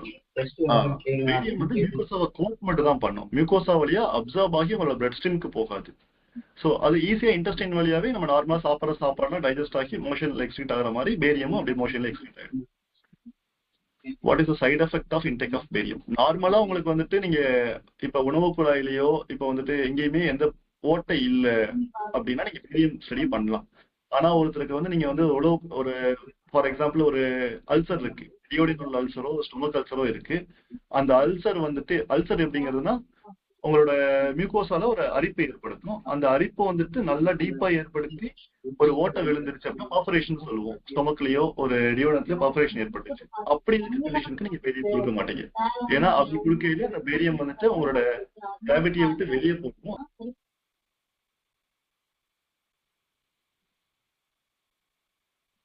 அந்த மாதிரி கண்டிஷன்ல நம்ம வந்து பேரியம் கொடுக்க கூடாது. பேரியம் எப்பெல்லாம் கொடுப்போம்னா அந்த ஹோலோ விஸ்கஸ் நம்ம ஆர்கன்ஸ் எல்லாமே ஸ்டொமக் எல்லாமே ஓட்டை எதுவுமே இல்லை அப்படின்னு நமக்கு இன்ஷூர் பண்ணிக்கிறது. அதாவது அதுக்குண்டான அறிகுறி நீங்க கிளினிக்கலா எக்ஸாமின் பண்ணும்போது தெரியும், சிம்டம்ஸ் வச்சு தெரியும். எது அந்த பெர்ஃபரேஷன் இல்லை அப்படிங்கிறப்பதான் அந்த பேரியம் கொடுப்போம். பெர்ஃபரேஷன் இல்லை பட் மற்ற பிரச்சனை இருக்கு, அந்த பிரச்சனைகளை கண்டுபிடிக்க தான் பேரியம் கொடுப்போம். சைடு எஃபெக்ட் வந்து அதுதான். பேரியம் வந்துட்டு வயிற்றுக்குள்ளார இல்லாம வெளியே வயிற்றுல இருந்து உள்ள போயிடுச்சு, பெரிட்டோனியல் ஸ்பில் ஆனிச்சுன்னா பெரிட்டோனைட்டிஸ் காஸ் பண்ணும். இதுவே நம்ம வந்துட்டு மீடியாஸ்டீனம்குள்ள போனுச்சுன்னா மீடியாஸ்டீனைட்டிஸ் காஸ் பண்ணும். Will you explain the principle of X-rays in detail? Principle of X-rays. Okay. In depth உங்களுக்கு வந்துட்டு ஓகே எப்படி ஃபார்ம் ஆகுதுன்னு சொன்னேன். கேத்தோட்ல இருந்து கேத்தோடுக்கு கரண்ட் கொடுக்குறீங்க. கேத்தோட்ல டங்ஸ்டன் இருக்கு, அங்கிருந்து எலக்ட்ரான்ஸ் எமிட் ஆகுது. அந்த எலக்ட்ரான்ஸ் போயிட்டு ஆனோட்ல இருக்கும். ஆனோட வந்துட்டு ஒரு சார்ஜ் வச்சிருப்போம். ஆனோட்க்கு ஒரு ஆங்கிள் இருக்கும். எக்ஸ்ரே ரொம்ப பெருசு. நான் பட் எவ்வளவு சிம்பிளா முடியுதோ உங்களுக்கு எவ்வளவு தேவையோ அவ்வளவு எக்ஸ்பிளைன் பண்றேன். அந்த ஆனோட்ல ஹிட் ஆகுது. அந்த ஆனோட்ல ஹிட் ஆகும்போது இந்த எலக்ட்ரான்ஸ் போய் அந்த ஆனோட்ல ஹிட் ஆகும்போது அந்த அந்த anode is made up of ஆனோட்லயும் டங்ஸ்டன் இருக்கும், ரீனியம் இருக்கும், ரோடியம் இருக்கும். அங்க இருந்து ரேடியேஷன் எமிட் ஆகும். அந்த ரேடியேஷன் தான் எக்ஸ்ரேஸ். அந்த எக்ஸ்ரேஸ் எப்படின்னா ஒரு வைட் ஆங்கிளா ஃபார்ம் ஆகும். அதுக்கு இதுதான் பேசிக் பிரின்சிபல் எக்ஸ்ரேஸ் ஃபார்ம் ஆகுறது. அதுக்கு மேல நம்ம வந்துட்டு ஃபில்டர்ஸ் யூஸ் பண்ணுவோம். அதாவது வர்ற எக்ஸ்ரேஸ் வந்து ரொம்ப அகலமா வரும், அதை வந்துட்டு சீர்படுத்துறதுக்காக நம்ம வந்து கோன் பீம் ஃபில்டர் யூஸ் பண்ணுவோம், சிலிண்ட்ரிக்கல் பீம் ஃபில்டர்ஸ் யூஸ் பண்ணுவோம், கோலிமேட்டர்ஸ் இருக்கு. இது எல்லாமே இந்த மாதிரி ஃபில்ட்ரேஷன் ப்ராசஸ்லாம் எதுக்கு யூஸ் பண்றோம் அப்படின்னா வரக்கூடிய ரேஸ் வந்து ரொம்ப அதிகமா இருக்கும். அந்த ஸ்கேட்டர்ட் ரேஸ் வந்துட்டு சில வரக்கூடிய ரேஸ்களுக்கு வந்துட்டு உங்களோட உடம்ப வந்துட்டு ரொம்ப ஊடுருவி போயிட்டு இமேஜ் ஃபார்ம் பண்ற தன்மை இருக்காது. ரொம்ப கம்மியான பவர் தான் இருக்கும். ஆனா அந்த கம்மியான எக்ஸசைஸ் வந்துட்டு உங்க உடம்புல பட்டுச்சுன்னா உங்க தோலுக்கு, உங்க தோல் கடியில இருக்கிற டிஷ்யூக்கு அதுக்கு பாதிப்பு ஏற்படுத்தும். அந்த மாதிரி அந்த கம்மியான எனர்ஜி உள்ள ரேஸையும் ஸ்கேட்டர் ரேஸையும் ப்ரிவென்ட் பண்ணதுக்குலாம் நம்ம வந்து அந்த கோலிமேட்டர்லாம் யூஸ் பண்ணுவோம். இந்த அளவுக்கு தெரிஞ்சுக்கிட்டா போதும். உங்களுக்கு இன்டெப்த் வந்துட்டு பிரின்சிபல் வேணும்னா ஸ்பெசிஃபிக்கா நீங்க வேற என்ன கேட்கறீங்கன்னு கேளுங்க, நான் எக்ஸ்பிளைன் பண்றேன். Is there any condition when not to use X-rays as an investigation strictly, sir? Pregnancy one of the condition. கண்டிப்பா X-ray யூஸ் பண்ணக்கூடாது. அப்சல்யூட் கான்ட்ராண்டிகேஷன் அதுதான். அப்புறம் சில்ட்ரனுக்கு ரொம்ப ரொம்ப சின்ன குழந்தைங்களுக்குலாம் யூஸ் பண்ணலாம். சிங்கிள் எக்ஸ்ரே யூஸ் பண்ணலாம், எங்கேயுமே தப்பு இல்லை. குழந்தை பிறந்ததுக்கு அப்புறம் யூஸ் பண்ணலாம் வந்துட்டு. ஏன்னா ஈஸியா வெட் சைடு நம்ம இப்போ பீடியாட்ரிக் நிக்கு இல்லை நியோனட்டல் இன்டென்சிவ் கேர் யூனிட்ல ஐசியூலாம் வந்துட்டு குழந்தைங்களுக்கு செஸ்ட் எக்ஸ்ரே தான் ஃபர்ஸ்ட் லைன் இன்வெஸ்டிகேஷன். குழந்தைங்களுக்கு மூச்சோட பிரச்சனை ஏதாவது இருந்துச்சுனாவோ ஹார்ட்ல பிரச்சனை இருந்துச்சுன்னா ஃபர்ஸ்ட் லைன் எக்ஸ்ரே தான் எடுப்போம். மாசமா இருக்கையில பிரெக்னன்ட் லேடிக்கு மட்டும் எக்ஸ்ரே எடுக்கக்கூடாது, மற்றவங்களுக்கு எடுக்கலாம். How many days once X-rays எடுக்கலாம்? இதுவும் அதுதான். நீங்க வந்துட்டு தேவைன்னா எடுக்கலாம், உங்களுக்கு கண்டிப்பா தேவை அப்படிங்கிறப்ப எடுக்கலாம். ஒரு ஃபார் எக்ஸாம்பிள் நீங்க வந்துட்டு ஒரு லங்ல ஒரு ப்ளூரல் எஃப்யூஷன் இருக்குது, ஆர் வேற ஏதாவது ஒரு கன்சாலிடேஷன் இருக்குது, ஃபர்ஸ்ட் எக்ஸ்ரே எடுத்து பாக்குறீங்க. ஸோ ஒரு 1 வீக் ட்ரீட்மெண்ட் பாக்குறீங்க, 1 வீக் ட்ரீட்மெண்ட் எடுத்துக்கிறீங்க, ஆன்டிபயோட்டிக் எடுத்துக்கிறீங்க, ரிசால்வ் ஆயிடுச்சுன்னா 1 வீக் கழிச்சு பார்க்கலாம். இல்லை சார் ஐசியூ செட்டப்லாம் ஈவன் வேற ஏதாவது ஒரு சிஓபிடி ஒரு எக்ஸாஸ்டர்பேஷன் இருக்குது அப்படிங்கிறப்ப வந்துட்டு நீங்க ஆல்டர்னேட்டிவ்ஸ் கூட எடுக்கலாம், ஈவன் அடுத்தடுத்த நாள் கூட எடுக்கலாம், அது பிரச்சனை கிடையாது. ஆனா ஐடியா வந்துட்டு தேவைன்னா மட்டும் தான் எடுக்கணும். அந்த பேஷண்ட்க்கு தேவைன்னா எடுக்கலாம், நீங்க வந்துட்டு ஓவரா எடுக்கக்கூடாது, தேவையில்லாம ரெக்கமெண்ட் பண்ணக்கூடாது. Why do contrast CT causes some effects in patients like high temperature, palpitations? Yeah, contrast CTங்கிறது நம்ம கான்ட்ராஸ்டே அட்மினிஸ்டர் பண்ணுவோம். கான்ட்ராஸ்ட்ங்கிறது சிடிக்கு கான்ட்ராஸ்ட் வேற. நம்ம barium also type of contrast தான் வந்துட்டு. பேரியம் வந்துட்டு ஓரல் கான்ட்ராஸ்ட் நீங்க வந்து எக்ஸ்ரே யூஸ் பண்ணுவோம். சிடி கான்ட்ராஸ்ட் வந்து அயோடினேட்டட் கான்ட்ராஸ்ட் அயோஹெக்சால் யூஸ் பண்ணுவோம் காமனா வந்துட்டு. அது வந்துட்டு ஐவி லைன் போட்டு ஐவில வந்து அந்த ட்ரக்கை வந்துட்டு சலைன் புஷ் பண்ணிட்டு அப்புறம் சலைன் புஷ் பண்ணுவோம். அது பிளட் ஸ்ட்ரீம் ஃபுல்லா போகும். பேரியம் முன்னே சொன்னேன், பேரியம் பிளட் ஸ்ட்ரீம்குள்ள போகவே கூடாது. ஆனா அயோஹெக்சால் வந்து வாட்டர் சாலிபிள், பேரியம் வந்து வாட்டர் சாலிபிள் கிடையாது. அயோடினேட்டட் கான்ட்ராஸ்ட் ஃபுல்லாவே வாட்டர் சாலிபிளா இருக்கும்போது அது பிளட் ஸ்ட்ரீம்ல மிக்ஸ் ஆகும்.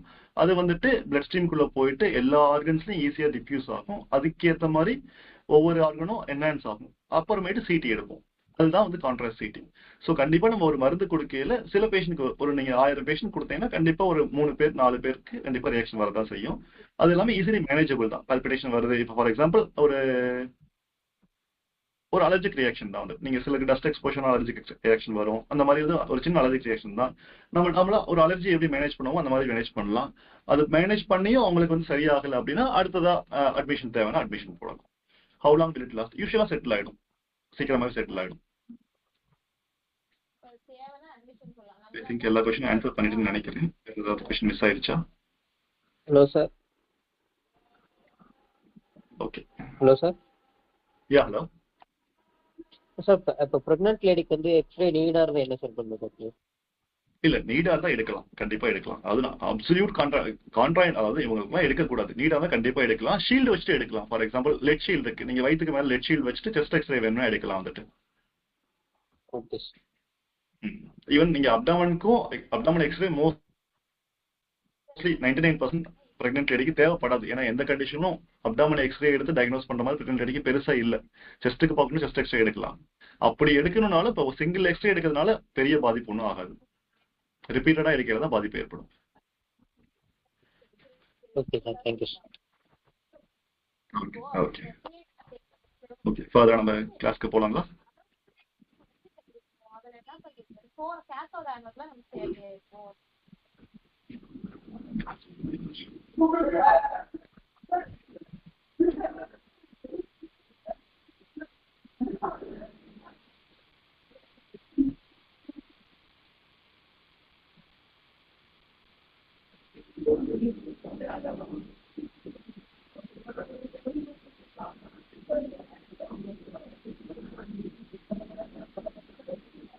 ஏன்டா இப்படி இருக்கு கருக்கு மேல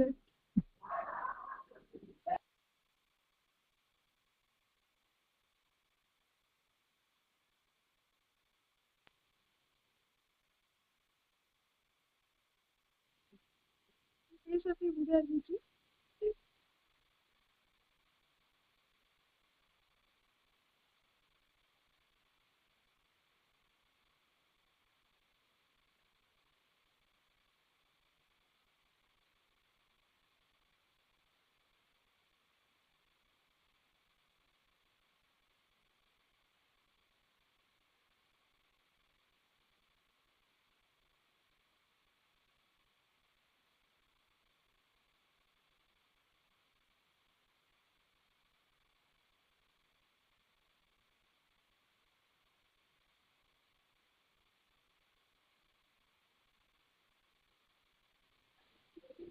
ஓகே கிளாஸ்க்கு போலாம். I audible?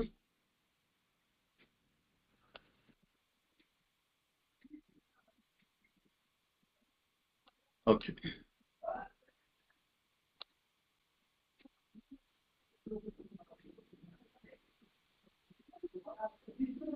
Next will go to இன்னைக்கு வந்து செஸ்ட் எக்ஸ்ரே மட்டும் நம்ம பார்க்கலாம். One second.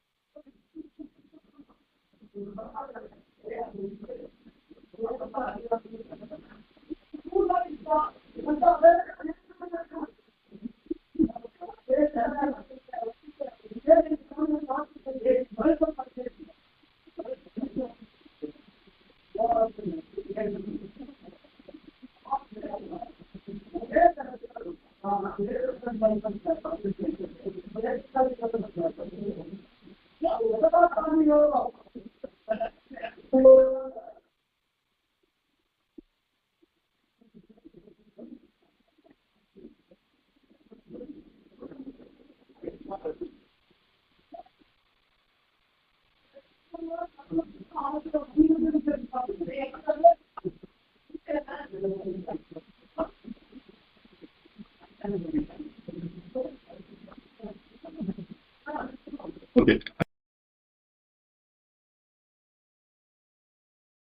Let's go into chest X-ray. Okay. அடுத்தது நான் உங்களுக்கு வந்து ஒரு செஸ்ட் எக்ஸ்ரே எப்படி ரீட் பண்ணணும்னு சொல்லி தரேன். செஸ்ட் எக்ஸ்ரே தான் வந்துட்டு ஒரு பேசிக் எக்ஸ்ரே. நீங்க எந்த இன்வெஸ்டிகேஷன் எடுத்தாலும், அதாவது எந்த ஒரு செட்டப் போனாலும் ஃபர்ஸ்ட் ஒரு ஃபார் எக்ஸாம்பிள் ஒரு இன்பேஷன்ட்க்கோ இல்ல பேஷண்ட் ஒரு காஃபோட வராங்க, ஃபர்ஸ்ட் இன்வெஸ்டிகேஷன் ரெலவெண்டா இருந்துச்சு செஸ்ட் எக்ஸ்ரே தான் அட்வைஸ் பண்ணுவாங்க. இட்ஸ் செஸ்ட் எக்ஸ்ரே எப்போல்லாம் எடுக்கலாம் அப்படின்னா, நீங்க பிரீத்திங் டிஃபிகல்ட்டி இருந்தாலோ, லங்ஸ்ல ப்ராப்ளம் இருந்தால் எடுக்கலாம், இல்ல ஹார்ட்ல ப்ராப்ளம் இருந்தால் எடுக்கலாம், ஹைப்பர் டென்ஷன் பேஷண்ட்க்கு எடுக்கலாம். வேற நீங்க வந்துட்டு ஈவன் ஹார்ட்ல இருந்து வர பிளட் வெசல்ஸ் ஏதாவது அப்னார்மாலிட்டி இருக்கு அப்படின்னா சில அப்னார்மாலிட்டிஸ்லாம் செஸ்ட் எக்ஸ்ரேல பிக் பண்ணலாம். அண்ட் ஏதாவது லங்ல இன்ஃபெக்ஷன் இருக்குன்னா அதுக்கெல்லாம் செஸ்ட் எக்ஸ்ரே எடுக்கலாம். ஓகே, இது நான் சொன்ன கண்டிஷன்ஸ் தான். லங் கண்டிஷன்ஸ் பார்த்தோம்னா pneumonia, tuberculosis, lung cancer, COPD இதுக்கெல்லாம் எடுக்கலாம். ஹார்ட்ல வந்து ஹார்ட் சைஸ் பார்க்கறதுக்கு, கார்டியோ மெகாலி இருக்கான்னு பார்க்கறதுக்கு, ஃபார் எக்ஸாம்பிள் கிரானிக் ஒரு ஹைப்பர் டென்ஷன் பேஷண்ட்க்கு ரொம்ப நாளாக ஹைப்பர் டென்ஷன் இருக்குது, அது குழந்தைங்கள்ல பிறந்த குழந்தைக்கு வந்துட்டு கன்ஜெனிட்டல் ஹார்ட் டிசீஸ் இருக்கு, அந்த மாதிரி டைம்லாம் செஸ்ட் எக்ஸ்ரே எடுக்கலாம். ஹார்ட் ஃபெயிலியர் இருக்கு அப்படின்னா எக்ஸ்ரே எடுக்கலாம்.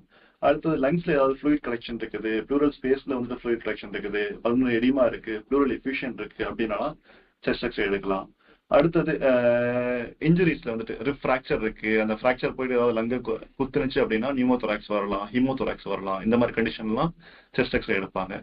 அடுத்தது ஒரு கிரானிக் கண்டிஷன் லைக் சிஓபிடி இருக்கலாம், எம்பசிமா, ஆஸ்மா இதெல்லாம் வந்து பார்க்கறதுக்கும் செஸ்ட் எக்ஸ்ரே எடுக்கலாம். அடுத்தது எக்ஸ்ரே வியூஸ். நீங்க செஸ்ட் எக்ஸ்ரே பேசிக்கா போயிட்டோம் அப்படின்னா ஒன் செகண்ட்.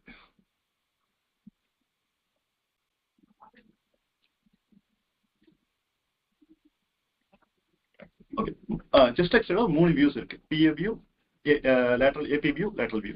பிஏ வியூனா என்னன்னா, பிஏ வியூ தான் ஐடியல் வியூ. பிஏனா P stands for posterior, A for anterior, postero anterior view. பின்னாடி இருந்து எடுப்பாங்க. அதாவது பேஷண்ட் வந்துட்டு எக்ஸ்ரே பிளேட்டை வந்துட்டு கட்டி ஹோல்ட் பண்ணிப்பாங்க, கையை வந்துட்டு எக்ஸ்ரே பிளேட்டை தாண்டி ஹோல்ட் பண்ணிப்பாங்க. எக்ஸ்ரேஸ் வந்துட்டு பின்பக்கமா இருந்து முதுகு பக்கமா இருந்து வரும். ஸோ வந்துட்டு எக்ஸ்ரே பிளேட் வந்துட்டு நம்ம செஸ்ட்டுக்கு முன்னாடி இருக்கும். எக்ஸ்ரே ரேடியேஷன் வந்து முதுகுல இருந்து வரும், இமேஜ் வந்துட்டு பிளேட்ல ஃபார்ம் ஆகும். இதுதான் பிஏ வியூ. இது வந்து பேஷண்ட் வந்துட்டு யூஸ்வலா நின்றுகிட்டு தான் எடுப்பாங்க. பேஷண்ட் வந்துட்டு அதாவது நடக்க முடியாத பேஷண்ட், ஈஸியா மொபைலா இருக்கிற பேஷண்ட், இவங்களுக்குலாம் எடுப்பாங்க. செஸ்ட் எக்ஸ்ரேல பெஸ்ட் வியூனா பிஏ வியூ தான் best view. Most common view PA view தான் வந்துட்டு. அதே அடுத்தது வந்துட்டு லேட்டரல் வியூ. ஏன்னா ஒரே ஒரு வியூவை மட்டும் வச்சுமே எல்லா விஷயத்தையும் கண்டுபிடிக்க முடியாது. ஏன்னா அது வந்து ஒரு 2 டைமென்ஷனல் இமேஜ் தான். ஒரு லீஷன் இருக்குன்னா அது வந்துட்டு தோல் மேல இருக்கா, இல்ல உள்ளார வந்துட்டு லங்ஸ்ல இருக்கா, இல்ல மீடியாஸ்டினம்ல இருக்கா அப்படின்னு வந்துட்டு ரொம்ப ஈஸியா ஒரு வியூல வச்சு பார்க்கலாம், ஓரளவுக்கு பார்க்கலாம். ஆனா கண்டிப்பா கண்டுபிடிக்கணும், ஈஸியா கண்டுபிடிக்கணும், இன்னும் கொஞ்சம் பெட்டரா கண்டுபிடிக்கணும், லேட்டரல் வியூ தேவை. அதனுடைய சிக்னிஃபிகன்ஸ் நான் உங்களுக்கு பின்னாடி காட்டுவேன். லேட்டரல் வியூ தேவை. லேட்டரல் வியூ வந்துட்டு அடுத்தது செகண்ட் மோஸ்ட் காமன் வியூ. இது வந்து சைட்ல இருந்து எடுப்போம். ஸோ எக்ஸ்ரே பீம் வந்து சைட்ல இருந்து வரும், இன்னொரு சைட்ல வந்துட்டு இமேஜ் ஃபார்ம் ஆகும், பிளேட் வச்சிருப்போம், இமேஜ் ஃபார்ம் ஆகும். இது இல்லாம ஏபி வியூ இருக்கு. ஏபி வியூனா ஆண்ட்ரோபோஸ்டீரியர் வியூ. இது எப்பன்னா எக்ஸ்ரே கதிர்கள் வந்துட்டு மேல இருந்து நெஞ்சு பக்கமா வந்துட்டு விழும், முதுகு பக்கத்துல வந்துட்டு எக்ஸ்ரே ஃபிலிம் பிளேட் வச்சிருப்போம், அங்க வந்துட்டு இமேஜ் ஃபார்ம் ஆகும். இது எப்பலாம்னா பேஷண்ட் பெட்டட் தான் இருக்காங்க, அதாவது பேஷண்டால எந்திரிச்சு வந்து நிக்க முடியாது, நின்று இந்த பிளேட்டை ஹோல்ட் பண்ண முடியாது அப்படிங்கிற வந்துட்டு பேஷண்ட் பெட்டட் தான் இருக்காங்க, அன்ரெஸ்பான்சிவா இருக்காங்க, கிரானிக்கா ஹாஸ்பிட்டல்ல இருக்காங்க, அந்த மாதிரி பேஷண்ட்களுக்கு ஏபிபி தான் எடுப்போம் வந்துட்டு.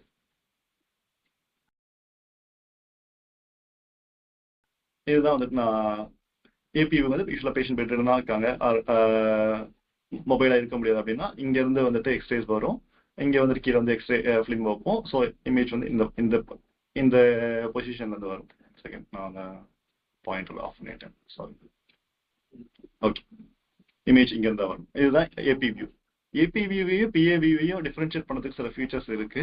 ஓகே, ஃபார் எக்ஸாம்பிள் ஏபி வியூல வந்துட்டு ஒரு அப்பரண்ட் கார்டியோ மெக்கானிக் கண்டிஷன் இருக்குது. ஹார்ட் பார்க்கறதுக்கு பெருசா இருக்கிற மாதிரி தெரியும்.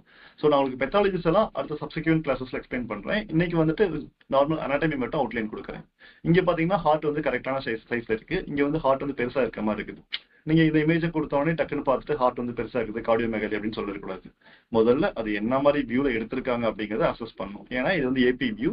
ஏபி வியூல ஹார்ட் வந்துட்டு கொஞ்சம் பெருசா தான் இருக்கும். அது ஏன் அப்படின்னா ஹார்ட் வந்துட்டு ரொம்ப ஆன்டீரியர், இந்த இடத்துல ஹார்ட் இருக்குது. ஸோ இங்க இருந்து இமேஜ் வரையில இமேஜ் வந்துட்டு ஃபார் எக்ஸாம்பிள் இப்படி வரும், ஹார்ட்ல படுது, ஹார்ட் வந்து ஷேடோ ஃபார்ம் பண்ணும். ஸோ இன்னும் அகலமா போகும், அகலமா போயிட்டு இங்க கீழே போயிட்டு இமேஜ் பிளேட்ல ஃபார்ம் ஆகல. இந்த கேப் வந்துட்டு அந்த இமேஜ் வந்து பெருசுப்படுத்தும். ஏன்னா ரேஸ் வந்து போக போக போக அகலமாயிட்டே போகும்.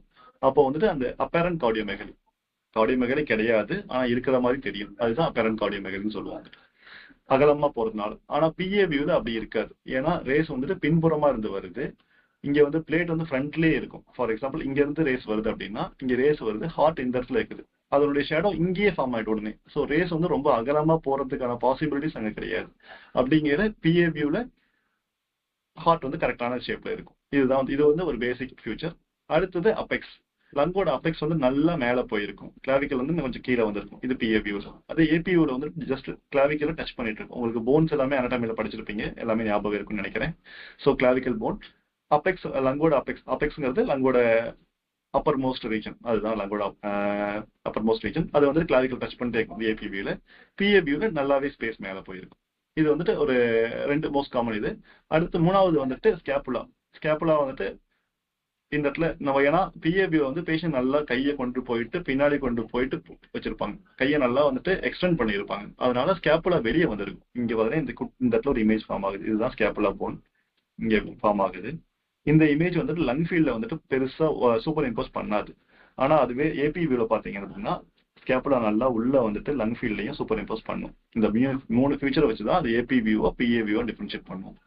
அடுத்தது லேட்ரல் வியூ. லேட்ரல் வியூ வந்து முன்ன சொன்ன மாதிரி தான். ஃபார் எக்ஸாம்பிள் இப்போ இந்த இடத்துல ஒரு சின்ன ஒரு லீஷன் இருக்கு, ஒரு அப்னார்மாலிட்டி இருக்கு அப்படின்னா அது வந்துட்டு எந்த இடத்துல இருக்கு, மீடியாஸ்டீனம்ல இருக்கா, லங்ல இருக்கா, இல்ல ஸ்கின்ல இருக்கான்னு தெரியாது. அதை நீங்க வந்துட்டு ஒரு லேட்ரல் வியூல கம்பேர் பண்ணல ஈஸியா தெரியும். இது ஸ்கின்ல இருந்துச்சு அப்படின்னா இந்த இடத்துல தெரியும் உங்களுக்கு வந்துட்டு, இந்த இடத்துல தெரியும். மீடியாஸ்டீனம் இருந்துச்சு இல்ல போன்ல இருந்துச்சுன்னா இந்த இடத்துல தெரியும். உள்ள எந்த அளவுக்கு டெப்த்ல போகுதோ அந்த அளவுக்கு உங்களுக்கு தெரியும். Okay, importance of. இப்போ உங்களுக்கு இந்த இமேஜ் பார்த்தோன்னா என்ன தெரியுது? செகண்ட்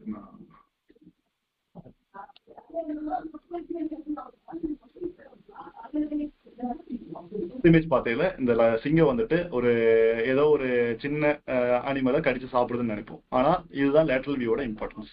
அதோட குட்டியை வந்துட்டு கழுத்தை பிடிச்சி தூக்கிட்டு போகுது. இதுதான். ஸோ லேட்ரல் வியூவோட சிக்னிஃபிகன்ஸ் இதுதான். இதுக்கு தான் வந்துட்டு ஒரு வியூல மட்டும் பார்த்துட்டு நம்ம வந்து டக்குன்னு டயக்னோசிஸ் பண்ணக்கூடாது, ஏன்னா அது வந்து வேறையாகவும் இருக்கலாம். அதுக்காக லேட்ரல் வியூ எடுக்கிறோம். லேட்ரல் வியூ எல்லா இடத்துலையும் தேவைப்படாது, பட் தேவை இடத்துல கண்டிப்பாக எடுக்கும். அடுத்தது how to read a chest x-ray. X-ray வந்து ரீட் பண்ணதுக்கு ஒரு சிஸ்டமேட்டிக் அப்ரோச் இருக்கு, ஸ்டெப் பை ஸ்டெப் அப்ரோச். நான் பேசுறது கேக்குதானே? எனக்கு எந்த ரெஸ்பான்ஸுமே இல்லை.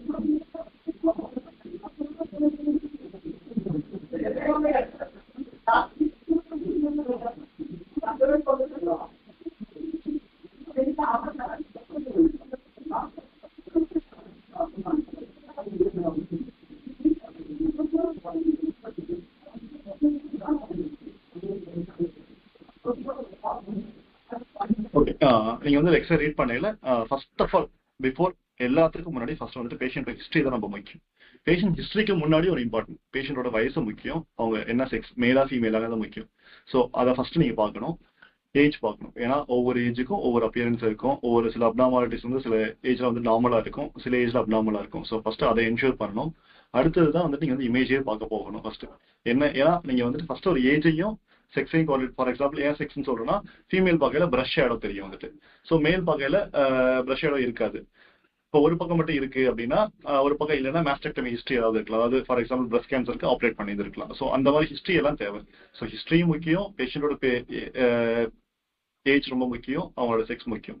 இதெல்லாம் பார்த்துட்டு தெரிஞ்சுக்கிட்டு தான் அடுத்தது இமேஜ் ரீட் பண்ண போகணும். இமேஜை ரீட் பண்றதுக்கு முன்னாடி வந்துட்டு இமேஜ் பேராமீட்டர்ஸ் எல்லாமே கரெக்டா இருக்குன்னு செக் பண்ணணும். ஸோ ஒரு ப்ராப்பரான ஒரு எக்ஸ்போஷர்ல இமேஜ் வந்து இருந்திருக்கான்னு செக் பண்ணணும். அது எப்படி செக் பண்றது அப்படின்னா, அது இமேஜ் ப்ராப்பரா ஃபார்ம் ஆயிருக்கணும், ஒரு ஓவர் ஷேடா இருக்கக்கூடாது, வேற ஏதாவது ஆப்ஜெக்டோட இன்டர்ஃபரன்ஸ் இருக்கக்கூடாது. ஃபார் எக்ஸாம்பிள் பேஷண்ட் ஷேட் போட்டிருந்தாங்கன்னா பாக்கெட்ல ஏதாவது மெட்டல் வச்சிருந்திருக்கலாம், காயின் வச்சிருந்திருக்கலாம், அதெல்லாம் சூப்பர் இம்போஸ் ஆகக்கூடாது. அதெல்லாம் எடுக்கும் போதே செக் பண்ணணும். எடுக்கிறதுக்கு முன்னாடியே பேஷண்ட் வந்து செக் பண்ணி ப்ராப்பரா செக் பண்ணிட்டு தான் எக்ஸ்ரே எடுக்கணும். அதே மாதிரி பேஷண்ட் ரொம்ப திரும்பி இருக்கக்கூடாது. ஒரு பிஏபியூனா கரெக்டா அந்த பொசிஷன்ல இருக்கணும். பேஷண்ட் ரொட்டேஷன் ஆனாங்கன்னா ரொட்டேட்டட் ஃபிலிம்ல வந்து ஒவ்வொரு இமேஜும் வேற மாதிரி தெரியும், ஹார்ட் வேற மாதிரி தெரியும். அதெல்லாம் நம்ம வந்து தப்பா டயக்னோஸ் பண்ணுவோம். ஸோ அதெல்லாம் கரெக்டா இருக்கான்னு சொல்லிட்டு ஃபர்ஸ்ட் பார்க்கணும். அடுத்தது நீங்க ஒரு ஏபிசிடின்னு வச்சுக்கலாம். வந்துட்டு சார் சொன்ன சார் ஏ டு இசட் வந்து தெரிஞ்சுக்கலாம் பரவாயில்ல, ஒரு ஏ டு டி தெரிஞ்சுக்கலாம்னு சொன்னாங்க. அதே தான் வந்துட்டு பேசிக்கா ஏபிசிடிஇ இதை மட்டும் நீங்க தெரிஞ்சுட்டாவே போதும், இதை ஞாபகம் வச்சுக்கிட்டாவே போதும், ஈஸியா நீங்க எக்ஸ்ரே வந்து ரீட் பண்ணலாம். First A for airway. ஏர்வேல என்னன்னா ட்ரக்கியா அண்ட் பிராங்கி. நான் ஃபர்தரா உங்களுக்கு இமேஜ்ல காட்டுறேன். ஓகே, ஏர்வே இதுதான். நீங்க வந்து ட்ரக்கியா வந்துட்டு வென் பைப்னு சொல்லுவோம், மூச்சுக்குழாய்னு சொல்லுவோம். ட்ரக்கியா வருது வந்து ரெண்டா பைஃபர்கேட் ஆகுது. பைஃபர்கேட் ஆகிற ரீஜன் தான் கரீனா. இது ரெண்டும் வந்துட்டு பிராங்கி. இதுதான் ஏ ஸ்டாண்ட்ஸ் ஃபார் ஏர்வே. ட்ரக்கியா இங்க இருந்து உங்களுக்கு வந்துட்டு ஃபர்ஸ்ட் நோஸ் இருக்கு, நோஸ்ல இருந்து லேரிங்ஸ் வரும், லேரிங்ஸ் வந்து ட்ரக்கியா வருது, ட்ரக்கியா வந்து ரெண்டா பைஃபர்கேட் ஆகுது. இது ரைட் மெயின் ப்ராங்கஸ், இது லெஃப்ட் மெயின் ப்ராங்கஸ். இந்த ஆங்கிள் பாத்தீங்கன்னா ரைட்டோட ஆங்கிள் வந்துட்டு ரொம்ப கம்மியா இருக்கு, அப்படியே ஸ்ட்ரெயிட்டா வர்ற மாதிரி இருக்கும். அது லெஃப்டோட ஆங்கிள் வந்து கொஞ்சம் ஆங்குலேஷன் இருக்கு. இது வந்துட்டு இது ஏர்வே. ஃபர்ஸ்ட் இதை பார்க்கணும். ட்ரக்கியா வந்து எப்பவுமே மிட் லைன்ல இருக்கான்னு செக் பண்ணணும். அதுக்கு முன்னாடி நமக்கு பேராமீட்டர் செக் பண்ண சொன்னேன். அது ஒரு ரொட்டேட்டட் ஃபிலிம் மாதிரி இருக்கக்கூடாது. ஃபிலிம் வந்து ரொட்டேஷன்னா நீங்க ஒரு சென்டர்ல ஒரு லைன் போட்டீங்க அப்படின்னா இந்த இடத்துல ஒரு குட்டி குட்டியா உங்களுக்கு தெரியுது இல்ல, இதெல்லாம் வந்துட்டு ஸ்பைனஸ் ப்ராசஸ்.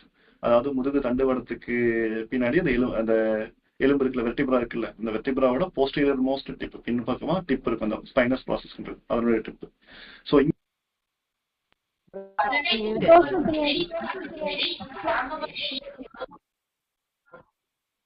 இங்க வந்து லைன் போட்டீங்க அப்படின்னா அந்த லைன் வந்து இந்த கிளாவிக்குலோட மீடியம் லைன்ல வந்து ஈக்குவலா டிஸ்டன்ஸ்ல வரணும். அப்படி ஈக்குவல் டிஸ்டன்ஸ்ல இருந்துச்சு அப்படின்னா பேஷண்ட் கரெக்டா பொசிஷன்ல இருக்காங்க, திரும்ப ரொட்டேட்டட் ஃபிலிம் இல்லைன்னு அர்த்தம்.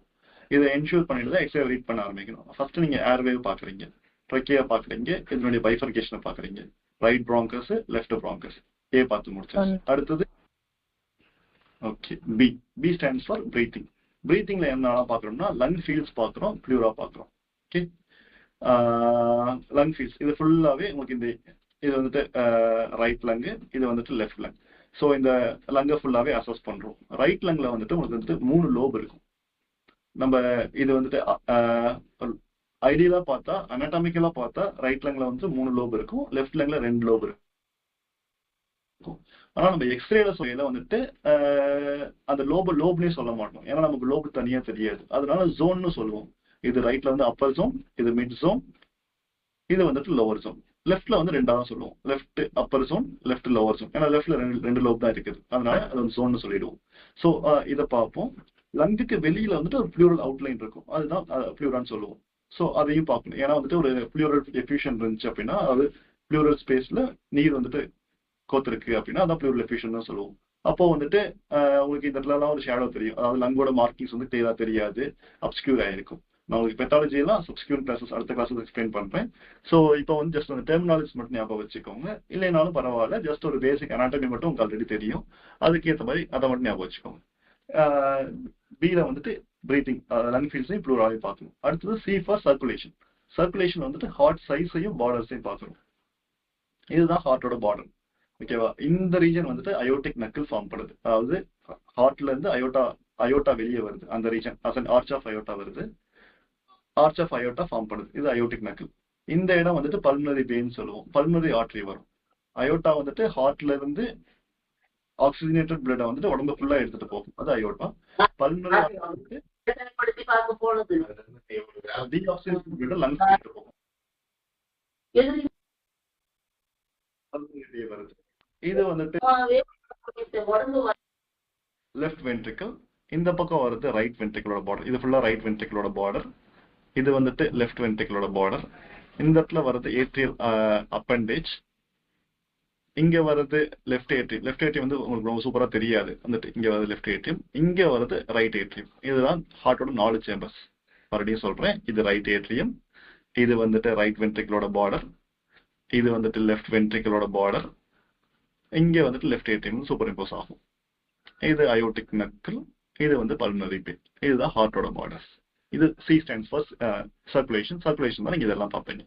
அடுத்தது diaphragm. D stands for diaphragm, இங்க முன்னே இருக்கு. Okay, D stands for diaphragm. டயஃப்ரம்ங்கிறது தொராசிக் கேவிட்டியும் அப்டாமினல் கேவிட்டியும் செப்பரேட் பண்ணக்கூடிய மசில். டயஃப்ரம் ஒன்று தான், ஆனால் நம்ம வந்து right hemi diaphragm left hemi diaphragm தனித்தனியாக சொல்லுவோம். ஸோ இந்த அவுட்லைன் தான் டயஃப்ரம். இங்க இருந்து உங்களுக்கு தெரியுதுங்களா, இது ஃபுல்லா டயஃப்ரம். டயஃப்ரம் தான் லங்கையும் தொராசிக் கேவிட்டியும் அப்டாமினல் கேவிட்டி செப்பரேட் பண்ணது. இந்த ரீஜன் இருக்குல்ல, இதுதான் வந்துட்டு காஸ்டோஃப்ரெனிக் ஆங்கிள். இது வந்து ரொம்ப 2 ஆங்கிள் இருக்கு, 2 ரொம்ப முக்கியமான ஆங்கிள் இருக்கு. காஸ்டோஃப்ரெனிக் ஆங்கிள் இங்க இருக்குது, 2 பக்கமும் இருக்குது. இது ரைட் காஸ்டோஃப்ரெனிக் ஆங்கிள், இது லெஃப்ட் காஸ்டோஃப்ரெனிக் ஆங்கிள். இந்த ஆங்கிள் வந்து எப்பவுமே ஏர் தெரியணும், அதாவது இந்த இடம் கருப்பா தெரியணும். ஏர் வந்துட்டு கருப்பா தான் தெரியல. அதுக்கு முன்னாடி நம்ம உங்களுக்கு ஒவ்வொரு அட்டினியூவேஷன் சொல்ல மறந்துட்டேன். ஒவ்வொரு ரீஜனும் எப்படி இருக்கும் அப்படின்ட்டு ஃபர்ஸ்ட்ல சொன்ன மாதிரி தான். போன் வந்து உங்களுக்கு தெளிவா தெரியும்னு சொன்னேன். இங்க பாருங்க, நீங்க உங்களுக்கு வந்துட்டு கிளாவிக்கல் வந்து நல்லா தெரியுது. ஏன்னா கிளாவிக்கல் வந்துட்டு போன் வந்துட்டு ஃபுல்லாவே எக்ஸ்ரேஸ் ஃபுல்லாவே அப்சர்வ் பண்ணிக்கும். அதனால பின்னாடி வந்துட்டு இமேஜ் வந்துட்டு வெள்ளையா ஃபார்ம் ஆகும். அதுவே லங் வந்துட்டு full and full made up of லங்ல ஃபுல்லாவே ஏர் தான் இருக்கும். ட்ரெக்கியாவிலேயும் ஏர் தான் இருக்கு. லங்ல ஃபுல்லா ஆல்வியோலை, லங்கோட பேசிக் யூனிட்னா ஆல்வியோலை சொல்லுவோம், அதுலயும் ஏர் தான் இருக்கும். அது வந்து எக்ஸ்ரேவை ஃபுல்லாவே ஊடுருவி போக அலோவ் பண்ணிடும். அதனால அது எந்த கதிரையுமே தடுத்து நிறுத்தாது. அதனால இது ஃபுல்லாவே கருப்பா தான் ஃபார்ம் ஆகுது. ஸோ கம்மி டென்சிட்டி உள்ளது எல்லாமே வந்துட்டு கருப்பா ஃபார்ம் ஆகும். டென்சிட்டி அதிகமாக வெள்ளையா ஃபார்ம் ஆகும். இது சாஃப்ட் டிஷ்யூஸ். ஸோ இங்க வந்து ஃபீமேல் பேஷண்ட் இங்க பிரஷ் ஷேடோ வருது. ஸோ இது வந்துட்டு கொஞ்சம் வெள்ளையா தெரியுது. அதுக்கப்புறம் போன்ஸ் இன்னும் நல்லா வெள்ளையா தெரியுது. ஹார்ட் இன்னும் கொஞ்சம் வெள்ளையா தெரியுது. ஹார்ட்டை விட நல்லா வெள்ளையா தெரியுது, போன்ஸ் நல்லா வெள்ளையா தெரியுது. ஓகேவா? இதுதான் வந்துட்டு ஒவ்வொரு அட்டினியூவேஷன் வந்துட்டு ஒவ்வொரு ஆர்கனும் ஒவ்வொரு டைப் ஆஃப் அட்டினியூவேஷன் இருக்கும். அதை பேஸ் பண்ணி தான் நம்ம டயக்னோஸ் பண்ணுவோம். ஸோ முன்ன சொன்ன மாதிரி 2 ஆங்கிள்ஸ் இருக்கு. Costophrenic, okay, D stands for diaphragm. டயஃப்ரம்ங்கிறது தொராசிக் கேவிட்டியும் அப்டாமினல் கேவிட்டியும் செப்பரேட் பண்ணக்கூடிய மசில். டயஃப்ரம் ஒன்று தான், ஆனால் நம்ம வந்து right hemi diaphragm left hemi diaphragm தனித்தனியாக சொல்லுவோம். ஸோ இந்த அவுட்லைன் தான் டயஃப்ரம். இங்க இருந்து உங்களுக்கு தெரியுதுங்களா, இது ஃபுல்லா டயஃப்ரம். டயஃப்ரம் தான் லங்கையும் தொராசிக் கேவிட்டியும் அப்டாமினல் கேவிட்டி செப்பரேட் பண்ணது. இந்த ரீஜன் இருக்குல்ல, இதுதான் வந்துட்டு காஸ்டோஃப்ரெனிக் ஆங்கிள். இது வந்து ரொம்ப 2 ஆங்கிள் இருக்கு, 2 ரொம்ப முக்கியமான ஆங்கிள் இருக்கு. காஸ்டோஃப்ரெனிக் ஆங்கிள் இங்க இருக்குது, 2 பக்கமும் இருக்குது. இது ரைட் காஸ்டோஃப்ரெனிக் ஆங்கிள், இது லெஃப்ட் காஸ்டோஃப்ரெனிக் ஆங்கிள். இந்த ஆங்கிள் வந்து எப்பவுமே ஏர் தெரியணும், அதாவது இந்த இடம் கருப்பா தெரியணும். ஏர் வந்துட்டு கருப்பா தான் தெரியல. அதுக்கு முன்னாடி நம்ம உங்களுக்கு ஒவ்வொரு அட்டினியூவேஷன் சொல்ல மறந்துட்டேன். ஒவ்வொரு ரீஜனும் எப்படி இருக்கும் அப்படின்ட்டு ஃபர்ஸ்ட்ல சொன்ன மாதிரி தான். போன் வந்து உங்களுக்கு தெளிவா தெரியும்னு சொன்னேன். இங்க பாருங்க, நீங்க உங்களுக்கு வந்துட்டு கிளாவிக்கல் வந்து நல்லா தெரியுது. ஏன்னா கிளாவிக்கல் வந்துட்டு போன் வந்துட்டு ஃபுல்லாவே எக்ஸ்ரேஸ் ஃபுல்லாவே அப்சர்வ் பண்ணிக்கும். அதனால பின்னாடி வந்துட்டு இமேஜ் வந்துட்டு வெள்ளையா ஃபார்ம் ஆகும். அதுவே லங் வந்துட்டு full and full made up of லங்ல ஃபுல்லாவே ஏர் தான் இருக்கும். ட்ரெக்கியாவிலேயும் ஏர் தான் இருக்கு. லங்ல ஃபுல்லா ஆல்வியோலை, லங்கோட பேசிக் யூனிட்னா ஆல்வியோலை சொல்லுவோம், அதுலயும் ஏர் தான் இருக்கும். அது வந்து எக்ஸ்ரேவை ஃபுல்லாவே ஊடுருவி போக அலோவ் பண்ணிடும். அதனால அது எந்த கதிரையுமே தடுத்து நிறுத்தாது. அதனால இது ஃபுல்லாவே கருப்பா தான் ஃபார்ம் ஆகுது. ஸோ கம்மி டென்சிட்டி உள்ளது எல்லாமே வந்துட்டு கருப்பா ஃபார்ம் ஆகும். டென்சிட்டி அதிகமாக வெள்ளையா ஃபார்ம் ஆகும். இது சாஃப்ட் டிஷ்யூஸ். ஸோ இங்க வந்து ஃபீமேல் பேஷண்ட் இங்க பிரஷ் ஷேடோ வருது. ஸோ இது வந்துட்டு கொஞ்சம் வெள்ளையா தெரியுது. அதுக்கப்புறம் போன்ஸ் இன்னும் நல்லா வெள்ளையா தெரியுது. ஹார்ட் இன்னும் கொஞ்சம் வெள்ளையா தெரியுது. ஹார்ட்டை விட நல்லா வெள்ளையா தெரியுது, போன்ஸ் நல்லா வெள்ளையா தெரியுது. ஓகேவா? இதுதான் வந்துட்டு ஒவ்வொரு அட்டினியூவேஷன் வந்துட்டு ஒவ்வொரு ஆர்கனும் ஒவ்வொரு டைப் ஆஃப் அட்டினியூவேஷன் இருக்கும். அதை பேஸ் பண்ணி தான் நம்ம டயக்னோஸ் பண்ணுவோம். ஸோ முன்ன சொன்ன மாதிரி 2 ஆங்கிள்ஸ் இருக்கு. காஸ்டோஃப்ரெனிக் ஆங்கிள், காஸ்டோனா அதாவது நீங்க மெடிக்கல் டெர்ம்ஸ் எல்லாமே உங்களுக்கே தெரியும், ஒவ்வொன்றுக்கும் ஒரு மீனிங் இருக்கும். ஃப்ரெனிக்னா டயஃப்ரம்னு அர்த்தம். இதுதான் ஃப்ரெனிக். காஸ்டோனா ரிப்புக்கும் டயஃப்ரம்க்கும் உள்ளது. காஸ்டோனா உள்ள ஸ்பேஸ் தான் காஸ்டோஃப்ரெனிக் ஆங்கிள். இந்த இடம் வந்து கீழே நல்லா இறங்கி போகும் 2 பக்கமுமே. இந்த இடத்துல ஏர் ஃபில்டா இருக்கணும். இதுதான் நார்மல் லங். ஏதாவது இந்த ப்ளூரல் ஸ்பேஸ்ல ஒரு ஃப்ளூயிடோ இல்ல வேற ஏதாவது ஒரு அப்ஸ்ட்ரக்ஷனோ வருது அப்படின்னா இந்த ஸ்பேஸ் வந்து ஆப்லிட்டரேட் ஆயிடும். அதாவது இந்த ஸ்பேஸ் மறைஞ்சு போயிடும். இங்க வந்துட்டு கருப்பா ஏர் இல்லாம வேற ஏதாவது வெள்ளையா வந்துடும். அப்போ வந்து காஸ்டோஃப்ரெனிக் ஆங்கிள் வந்து ஆப்லிட்ரேஷன் இருந்துச்சு அப்படின்னா அது என்னென்ன காரணங்களால வருதோ அந்த இதெல்லாம் நீங்க சஸ்பெக்ட் பண்ணணும். இது ஃபர்ஸ்ட் ஆங்கிள். அடுத்தது கார்டியோஃப்ரெனிக் ஆங்கிள். கார்டியோனா ஹார்ட், ஃப்ரெனிக்னா டயஃப்ரம்.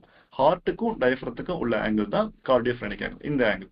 இந்த ஆங்கிள் அடுத்தது பார்க்கணும். இந்த பக்கம் இங்க இருக்கு, இந்த பக்கம் இங்க இருக்கு. இந்த ஆங்கிளும் ஷார்ப்பா இருக்கணும், அப்ஸ்கியூர் ஆகாம இருக்கணும். இதுவும் ஏர் ஃபில்டா இருக்கணும், கருப்பா தெரியணும்.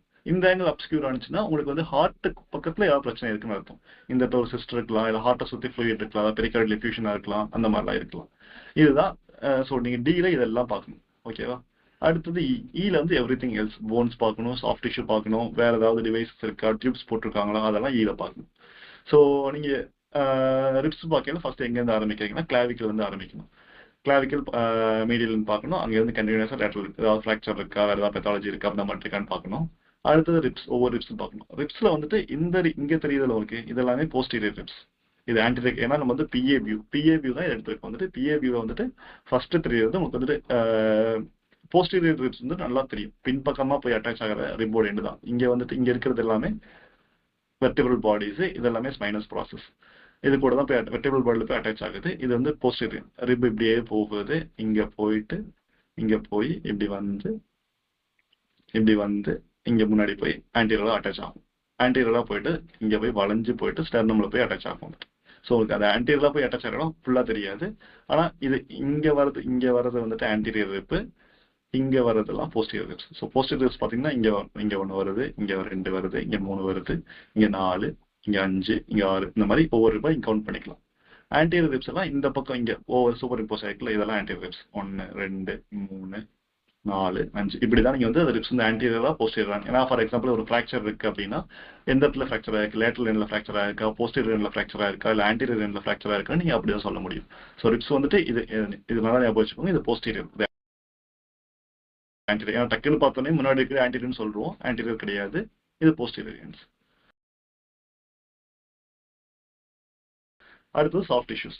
சாஃப்ட் டிஷ்யூ இந்த ரிப்ஸ் பார்த்துட்டீங்க. ஓகே, அடுத்தது வந்து வெர்டிபிரல் பாடிஸ், வெர்டிபிரா பார்க்கணும். இதெல்லாமே தொராசிக் வெர்டிபிரா. இங்கே மேலே இருக்கிறது சர்வைக்கல் வெர்டிபிரா சொல்லுவோம். கழுத்தில் வந்துட்டு அது 6 இருக்கும். ஸ்கல்லுக்கு கீழே 7 வெர்டிபிரா சர்வைக்கல் வெர்டிபிரா இருக்கும். அதுக்கு கீழே தொராசிக் வெர்டிபிரா. தொராசிக் வெர்டிபிராவையும் சர்வைக்கல் வெர்டிபிரா எப்படி டிஃபரன்ஷியேட் பண்ணுறதுன்னா, தொராசிக் வெர்டிபிராவில் தான் ஃபர்ஸ்ட் ரிப் ஆரிஜினேட் ஆகும். நீங்கள் ஃபர்ஸ்ட் ரிப் பார்ப்பீங்க, ஃபர்ஸ்ட் ரிப் இந்த இடத்துல இருக்கு. இங்கே பாருங்க, தெரியுதா உங்களுக்கு, இந்த இடத்துல ஆரம்பிக்குது. இதுதான் போஸ்டீரியர் மோஸ்ட் எண்டு. இங்கேருந்து வந்து ஆன்டீரியர் போய் இங்கே போய் அட்டாச் ஆகும்.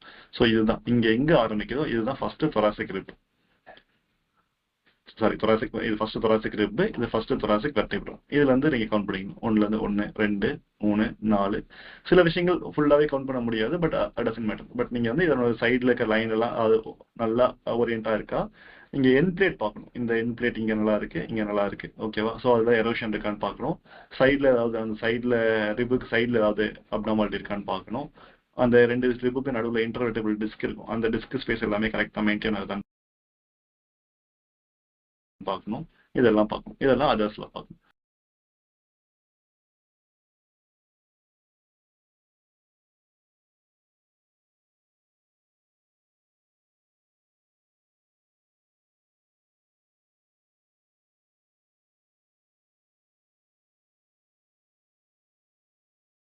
அடுத்தது சாஃப்ட் போன்ஸ் பார்த்துட்டீங்க. அடுத்தது சாஃப்ட் டிஷ்யூ. சாஃப்ட் டிஷ்யூல ஃபீமேல் இருந்தால் ப்ரஷோட கண்டிப்பாக பார்க்கணும். அடுத்தது வந்துட்டு நீங்கள் இங்கே இருக்க சுப்ரா கிளாவிகுலர் ரீஜன், கிளாவிக்கலுக்கு மேலே இருக்க ரீஜன், இந்த சாஃப்ட் டிஷ்யூ பார்க்கணும். மற்ற ரீஜன் பார்க்கணும். அடுத்தது ஆர்கன்ஸ் பார்க்கணும். ரைட் சைடில் இங்கே வந்துட்டு டயஃப்ரம் கீழே லிவர் இருக்கும். லெஃப்ட் சைடில் ஸ்டொமக் பபிள் இருக்கும். ஸ்டொமக்கில் வந்து ஏர் ஃபில்டாக இருக்கும். ஸோ அது கருப்பாக தெரியும். இதுதான் ஸ்டொமக் பபிள். இந்த ரீஜனில் ஸ்டொமக் இருக்கும். இது எல்லாத்தையும் பார்க்கணும். இதுதான் பேசிக்காக எக்ஸ்ரேல பார்க்கறது.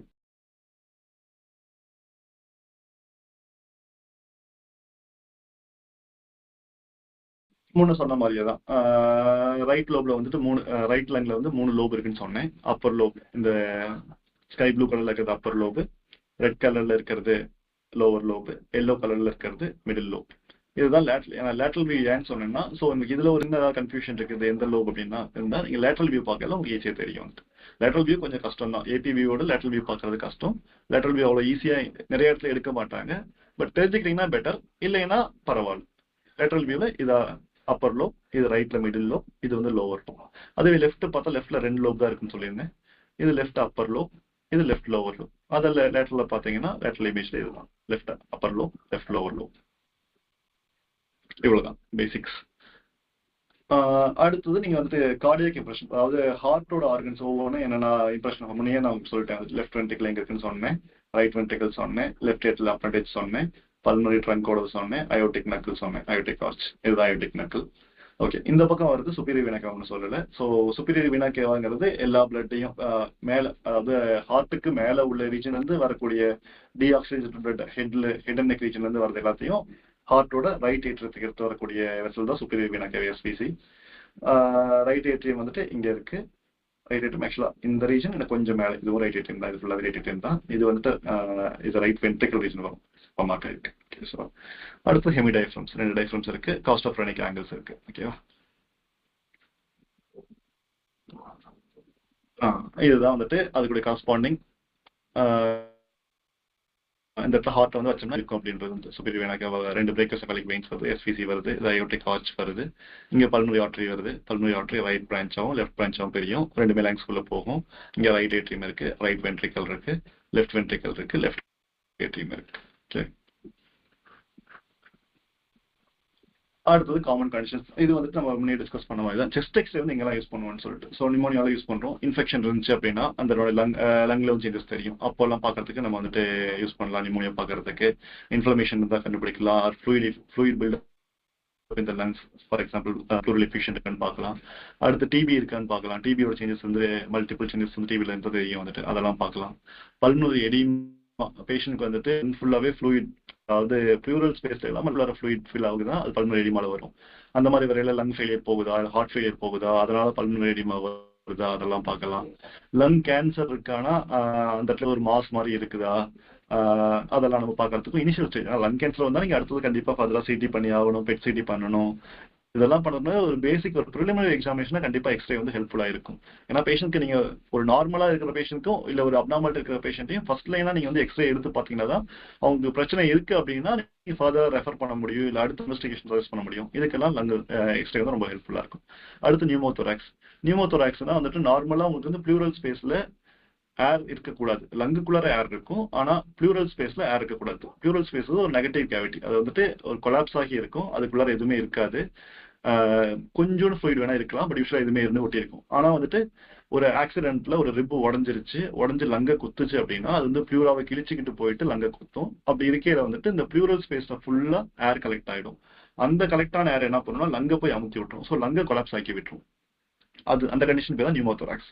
ஸோ அதெல்லாம் வந்து ஒரு எமர்ஜென்சி கண்டிஷன், அதெல்லாம் ஈஸியாக டக்குன்னு டயக்னோஸ் பண்ணிட்டு ட்ரீட்மெண்ட் பண்ணணும், உடனே ட்ரீட்மெண்ட் பண்ணணும். அது அப்போல்லாம் வந்துட்டு எக்ஸ்ரே வந்து ரொம்ப ரொம்ப யூஸ்ஃபுல்லாக இருக்கும். அடுத்தது ஃப்ராக்சர்ஸ், ரிப் ஃப்ராக்சர் பார்க்கறதுக்கு, இல்லை ஒரு கிளாவிக்கல் ஃப்ராக்சர் பார்க்கறதுக்கு, இல்லை இன்னொரு விஷயம் நான் சொல்ல மறந்துட்டேன் உங்களுக்கு எக்ஸ்ரே ரீட் பண்ணையில. go back to the previous day. So shoulder பார்க்கணும், போன்ஸ் பார்க்கல கண்டிப்பாக ஷோல்டர் ஜாயின் பார்க்கணும். ஏன்னா ஷோல்டர் பார்க்க மாட்டோம், பெரிஃபெரி இருக்கிறத மிஸ் பண்ணுறோம்.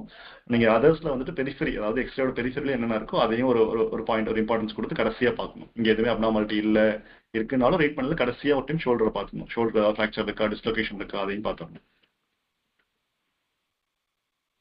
இதுக்கெல்லாம் யூஸ் பண்ணுவோம். அடுத்தது இப்போ நான் ஆல்மோஸ்ட் எல்லாமே எக்ஸ்பிளைன் பண்ணிட்டேன். நான் invasive quick procedure, relatively inexpensive, பெருசாக செலவாகாது. ஒரு எக்ஸ்ரே வந்து ஒரு 300 ரூபாய் 200 300 தான் ஆகும் எடுக்கிறதுக்கு. பேஷண்ட்க்கு ரொம்ப ஹெல்ப்ஃபுல்லாக இருக்கும். ஆனால் இனிஷியல் இன்வெஸ்டிகேஷன் அப்படிங்கிறப்ப ஈஸியாக எடுக்கலாம். இதுக்கு ஒரு பெரிய செட்டப் தேவையில்லை. ரீட் பண்ணுறதும் எல்லாருமே ரீட் பண்ணலாம். ஃபார் எக்ஸாம்பிள் ஒரு சிடி ஸ்கேன் எடுத்தீங்கன்னா கண்டிப்பாக ரேடியாலஜிஸ்ட் தான் ரீட் பண்ண முடியும் வந்துட்டு. இல்லை ஒரு நல்லா ட்ரைண்டான ஒரு ஃபிசிஷியன் ஆனாங்கன்னா எல்லா ஃபிசிஷியனாலையும் எல்லா சிட்டி ரீட் பண்ண முடியாது. கண்டிப்பாக ரேடியாலஜிஸ்ட் தேவைப்படும். இல்லை ஸ்பெசிஃபிக்காக ஒரு இஎன்டி டாக்டர்னா அவங்களுக்கு ஏற்ற மாதிரி இப்போ காதில் ஒரு சிடி எடுக்கிறாங்கன்னா, ஹெட் நெக்ல எடுக்கிறாங்கன்னா அவங்க அதை மட்டும் தான் ரீட் பண்ண தெரியும். எல்லா சிட்டியும் ரீட் பண்ண முடியாது. பட் ஆனால் எக்ஸ்ரேங்கிறது ஒரு பேசிக் இன்வெஸ்டிகேஷன், இது எல்லாருமே ரீட் பண்ணிக்கலாம் வந்துட்டு, எல்லாருமே கற்றுக்கலாம் ரீட் பண்ணுறது அப்படின்ட்டு. அடுத்தது வந்துட்டு ஒரு போன் சாஃப்ட் டிஷ்யூ பற்றி ஒரு ஓரளவுக்கு கிளியர் இமேஜ் கொடுக்கும். லிமிடேஷன்ஸ் நம்ம வந்துட்டு முன்னே சொல்லியிருக்கோம் வந்துட்டு, limited early stage of lung cancer, அதாவது ரொம்ப சின்ன கேன்சர். ஏன்னா கேன்சருங்கிறது ஃபர்ஸ்ட் ரொம்ப குட்டியாக ஆரம்பிச்சு தான் பரவும். ஏர்லி ஸ்டேஜ்ல பார்க்க முடியாது. அந்த கேன்சர் நல்லா வளர்ந்து ஒரு பெரிய கட்டியா வந்தால் தான் பார்க்க முடியும். குட்டி ஸ்டேஜ்ல, ஏன்னா குட்டி ஸ்டேஜ்ல மில்லிமீட்டர் கணக்குல தான் இருக்கும். ஒரு 6 mm ஒரு 8 mmலயே வந்து கேன்சர் ஃபார்ம் ஆக ஆரம்பிச்சிடும். அதையே அந்த சிடி ஸ்கேன்ல பார்க்கலாம் நம்ம வந்துட்டு. அதெல்லாம் எக்ஸ்ரே நீங்க பார்க்க முடியாது. சாஃப்ட் டிஷ்யூ வந்துட்டு அவ்வளோ ஈஸியாக முன்னே சொன்ன மாதிரி அவ்வளோ நல்லா பார்க்க முடியாது. ஸோ சாஃப்ட் டிஷ்யூலாம் பார்க்கணும்னா நம்ம அடுத்த இன்வெஸ்டிகேஷன் தான் போகணும். ஏதோ அல்ட்ராசவுண்ட் போகலாம், சிடிக்கு போகலாம் வந்துட்டு. அடிஷ்னல் டெஸ்ட்லாம் சில இது தேவைப்படும், சிடி எம்ஆர்ஐலாம் தேவைப்படும். இதெல்லாம் லிமிடேஷன்ஸ். ஸோ லெட்ஸ் வந்து ஃபைனல் ஸ்லைடுக்கு வந்துட்டோம். ஸோ எங்கெல்லாம் வந்துட்டு செஸ்ட் எக்ஸ்ரே யூஸ் ஆகுதுன்னு பார்த்தோம். Diagnosing and monitoring variety of chest related health conditions, அவரோட limitations. Despite their limitations, they provide valuable insight into lungs and heart health. So heart health, lung health பார்த்து கண்டிப்பா x ray வந்து ஒரு இன்றியமையாத ஒரு preliminary investigation. They remain one of the most common and effective diagnostic tool. அதனால தான் x ray வந்துட்டு இன்னும் மற்ற என்னென்ன இன்வெஸ்டிகேஷன் வந்தாலும் சரி, சிடி வந்தாலும் சரி, அல்ட்ராசவுண்ட் எம்ஆர்ஐ எல்லாமே வந்தாலும் எக்ஸ்ரேக்குன்னு உண்டான ரோல் இன்னமும் இருக்குது. ஸோ அதனால அதை வந்து நீங்கள் ரீட் பண்ணுறதை ஓரளவுக்கு கற்றுக்கோங்க. இந்த கிளாஸ் ஹெல்ப்ஃபுல்லாக இருக்கும்னு நினைக்கிறேன். ஸோ உங்களோட கமெண்ட்ஸ் சொல்லலாம், இல்லை கொஸ்டின்ஸ் இருந்தால் கேட்கலாம்.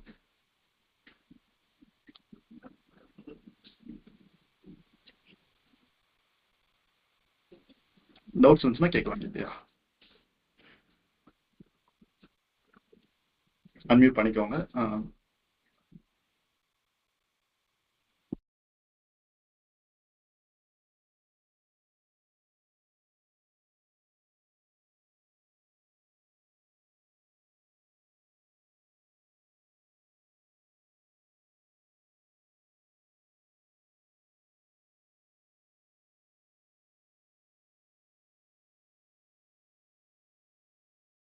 Sir, I am a faculty here in Chennai, sir.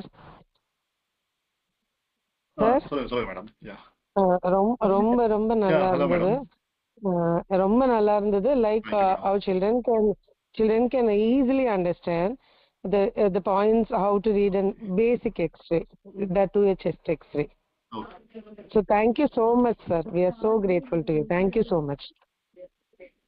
Thank you. I showed PA view. நான் உங்களுக்கு எக்ஸ்பிளைன் பண்ணது எல்லாமே பிஏ வியூ தான் எக்ஸ்பிளைன் பண்ணுறேன். கொஸ்டின்ல வந்து ஏபியா பிவின்னு கேட்டிருக்கீங்க. ஸோ பிஏ வியூ தான் ஃபுல்லாக எக்ஸ்பிளைன் பண்ணேன்.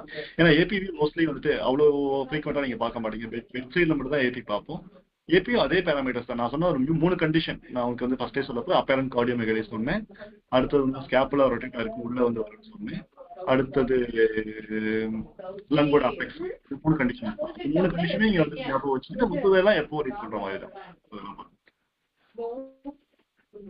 In which condition lateral view is treated? அதுதான் உங்களுக்கு வந்து ஏபி வேல வந்து நம்மளால ஈஸியா டயக்னோஸ் பண்ண முடியல. ஒரு லீஷன் இருக்குது, எந்த இடத்துல இருக்குன்னு தெரியல அப்படின்னா, ஃபார் எக்ஸாம்பிள் ஒரு சிம்பிள் எக்ஸாம்பிள் சொல்றேன். ஒரு பேஷண்ட் வந்து பாக்கெட்ல வந்து காயின் வச்சுட்டு வராங்க. காயின் வச்சுட்டு போட்டோ எடுத்துட்டாங்க, எக்ஸ்ரே எடுத்துட்டாங்க. அப்போ வந்துட்டு உங்களுக்கு லங்ல வந்து ஒரு பெரிய ஒரு லீஷன் மாதிரி தெரியும். அது வந்து நீங்க டக்குன்னு பார்த்துட்டு ஒரு லங்ல லீஷன் இருக்குது, அது வந்து ஒரு கன்சாலிடேஷனோ இல்லை ஒரு டியூமரான ஒரு சஸ்பெக்ட் பண்ணுவீங்க. அப்போ வந்து லேட்டரல் எக்ஸ்ரே எடுத்தீங்கன்னா தெரியும். அது வந்துட்டு உங்களுக்கு ஸ்லிம்மை விட்டு வெளியே, உடம்பை விட்டு லங்கை விட்டு வெளியில ஸ்கின்னுக்கும் வெளியில இருக்கும். ஸோ அப்போ வந்துட்டு ஓகே இது வந்துட்டு பேஷண்டோட பாடிக்குள்ளார இல்லை, பாடிக்கு வெளியே தான் இந்த வருதுன்னு தெரியும். இந்த மாதிரி தான் ஒவ்வொரு கண்டிஷனுக்குமே இதே மாதிரி தான் வந்துட்டு எந்த இடத்துல இருக்குன்னு ஒரு டவுட் வந்துச்சு, ஏபிவில பிஏவில டவுட் வந்துச்சு அப்படின்னு லேட்டரல் வியூ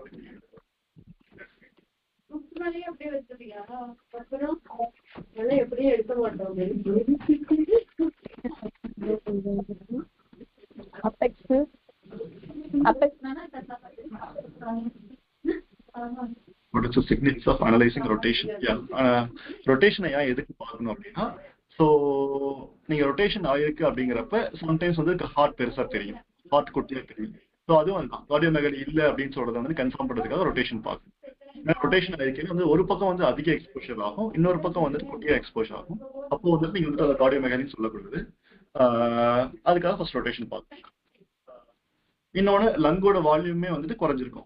எந்த பக்கம் ரொட்டேஷன் ஆகிருக்கும், எந்த பக்கம் அதிகமாக எக்ஸ்போஸ் ஆகிருக்கும் அந்த பக்கம் லங் பெருசாக தெரியும், ஆப்போசிட் சைடு லங் குட்டியா தெரியும். அதுக்கு ரொட்டேஷன் பார்க்கணும்.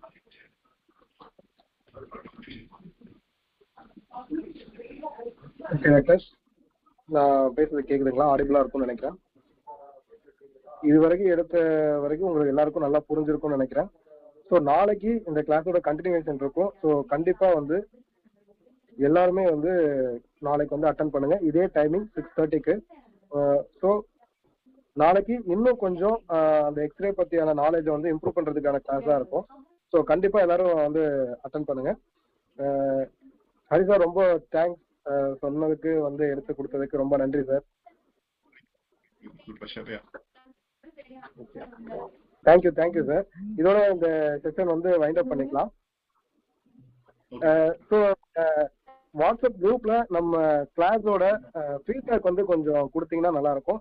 ஸோ எப்படி இருந்துச்சு கிளாஸ் அப்படின்னு சொல்லிட்டு நம்ம வாட்ஸ்அப் குரூப்ல வந்துட்டு மெசேஜ் வந்து பண்ணுங்க. ஸோ இது வந்து ஹெல்ப்ஃபுல்லா இருக்கும் நெக்ஸ்ட் கிளாஸ்க்கு இன்னும் வந்து கொண்டு போறதுக்கு.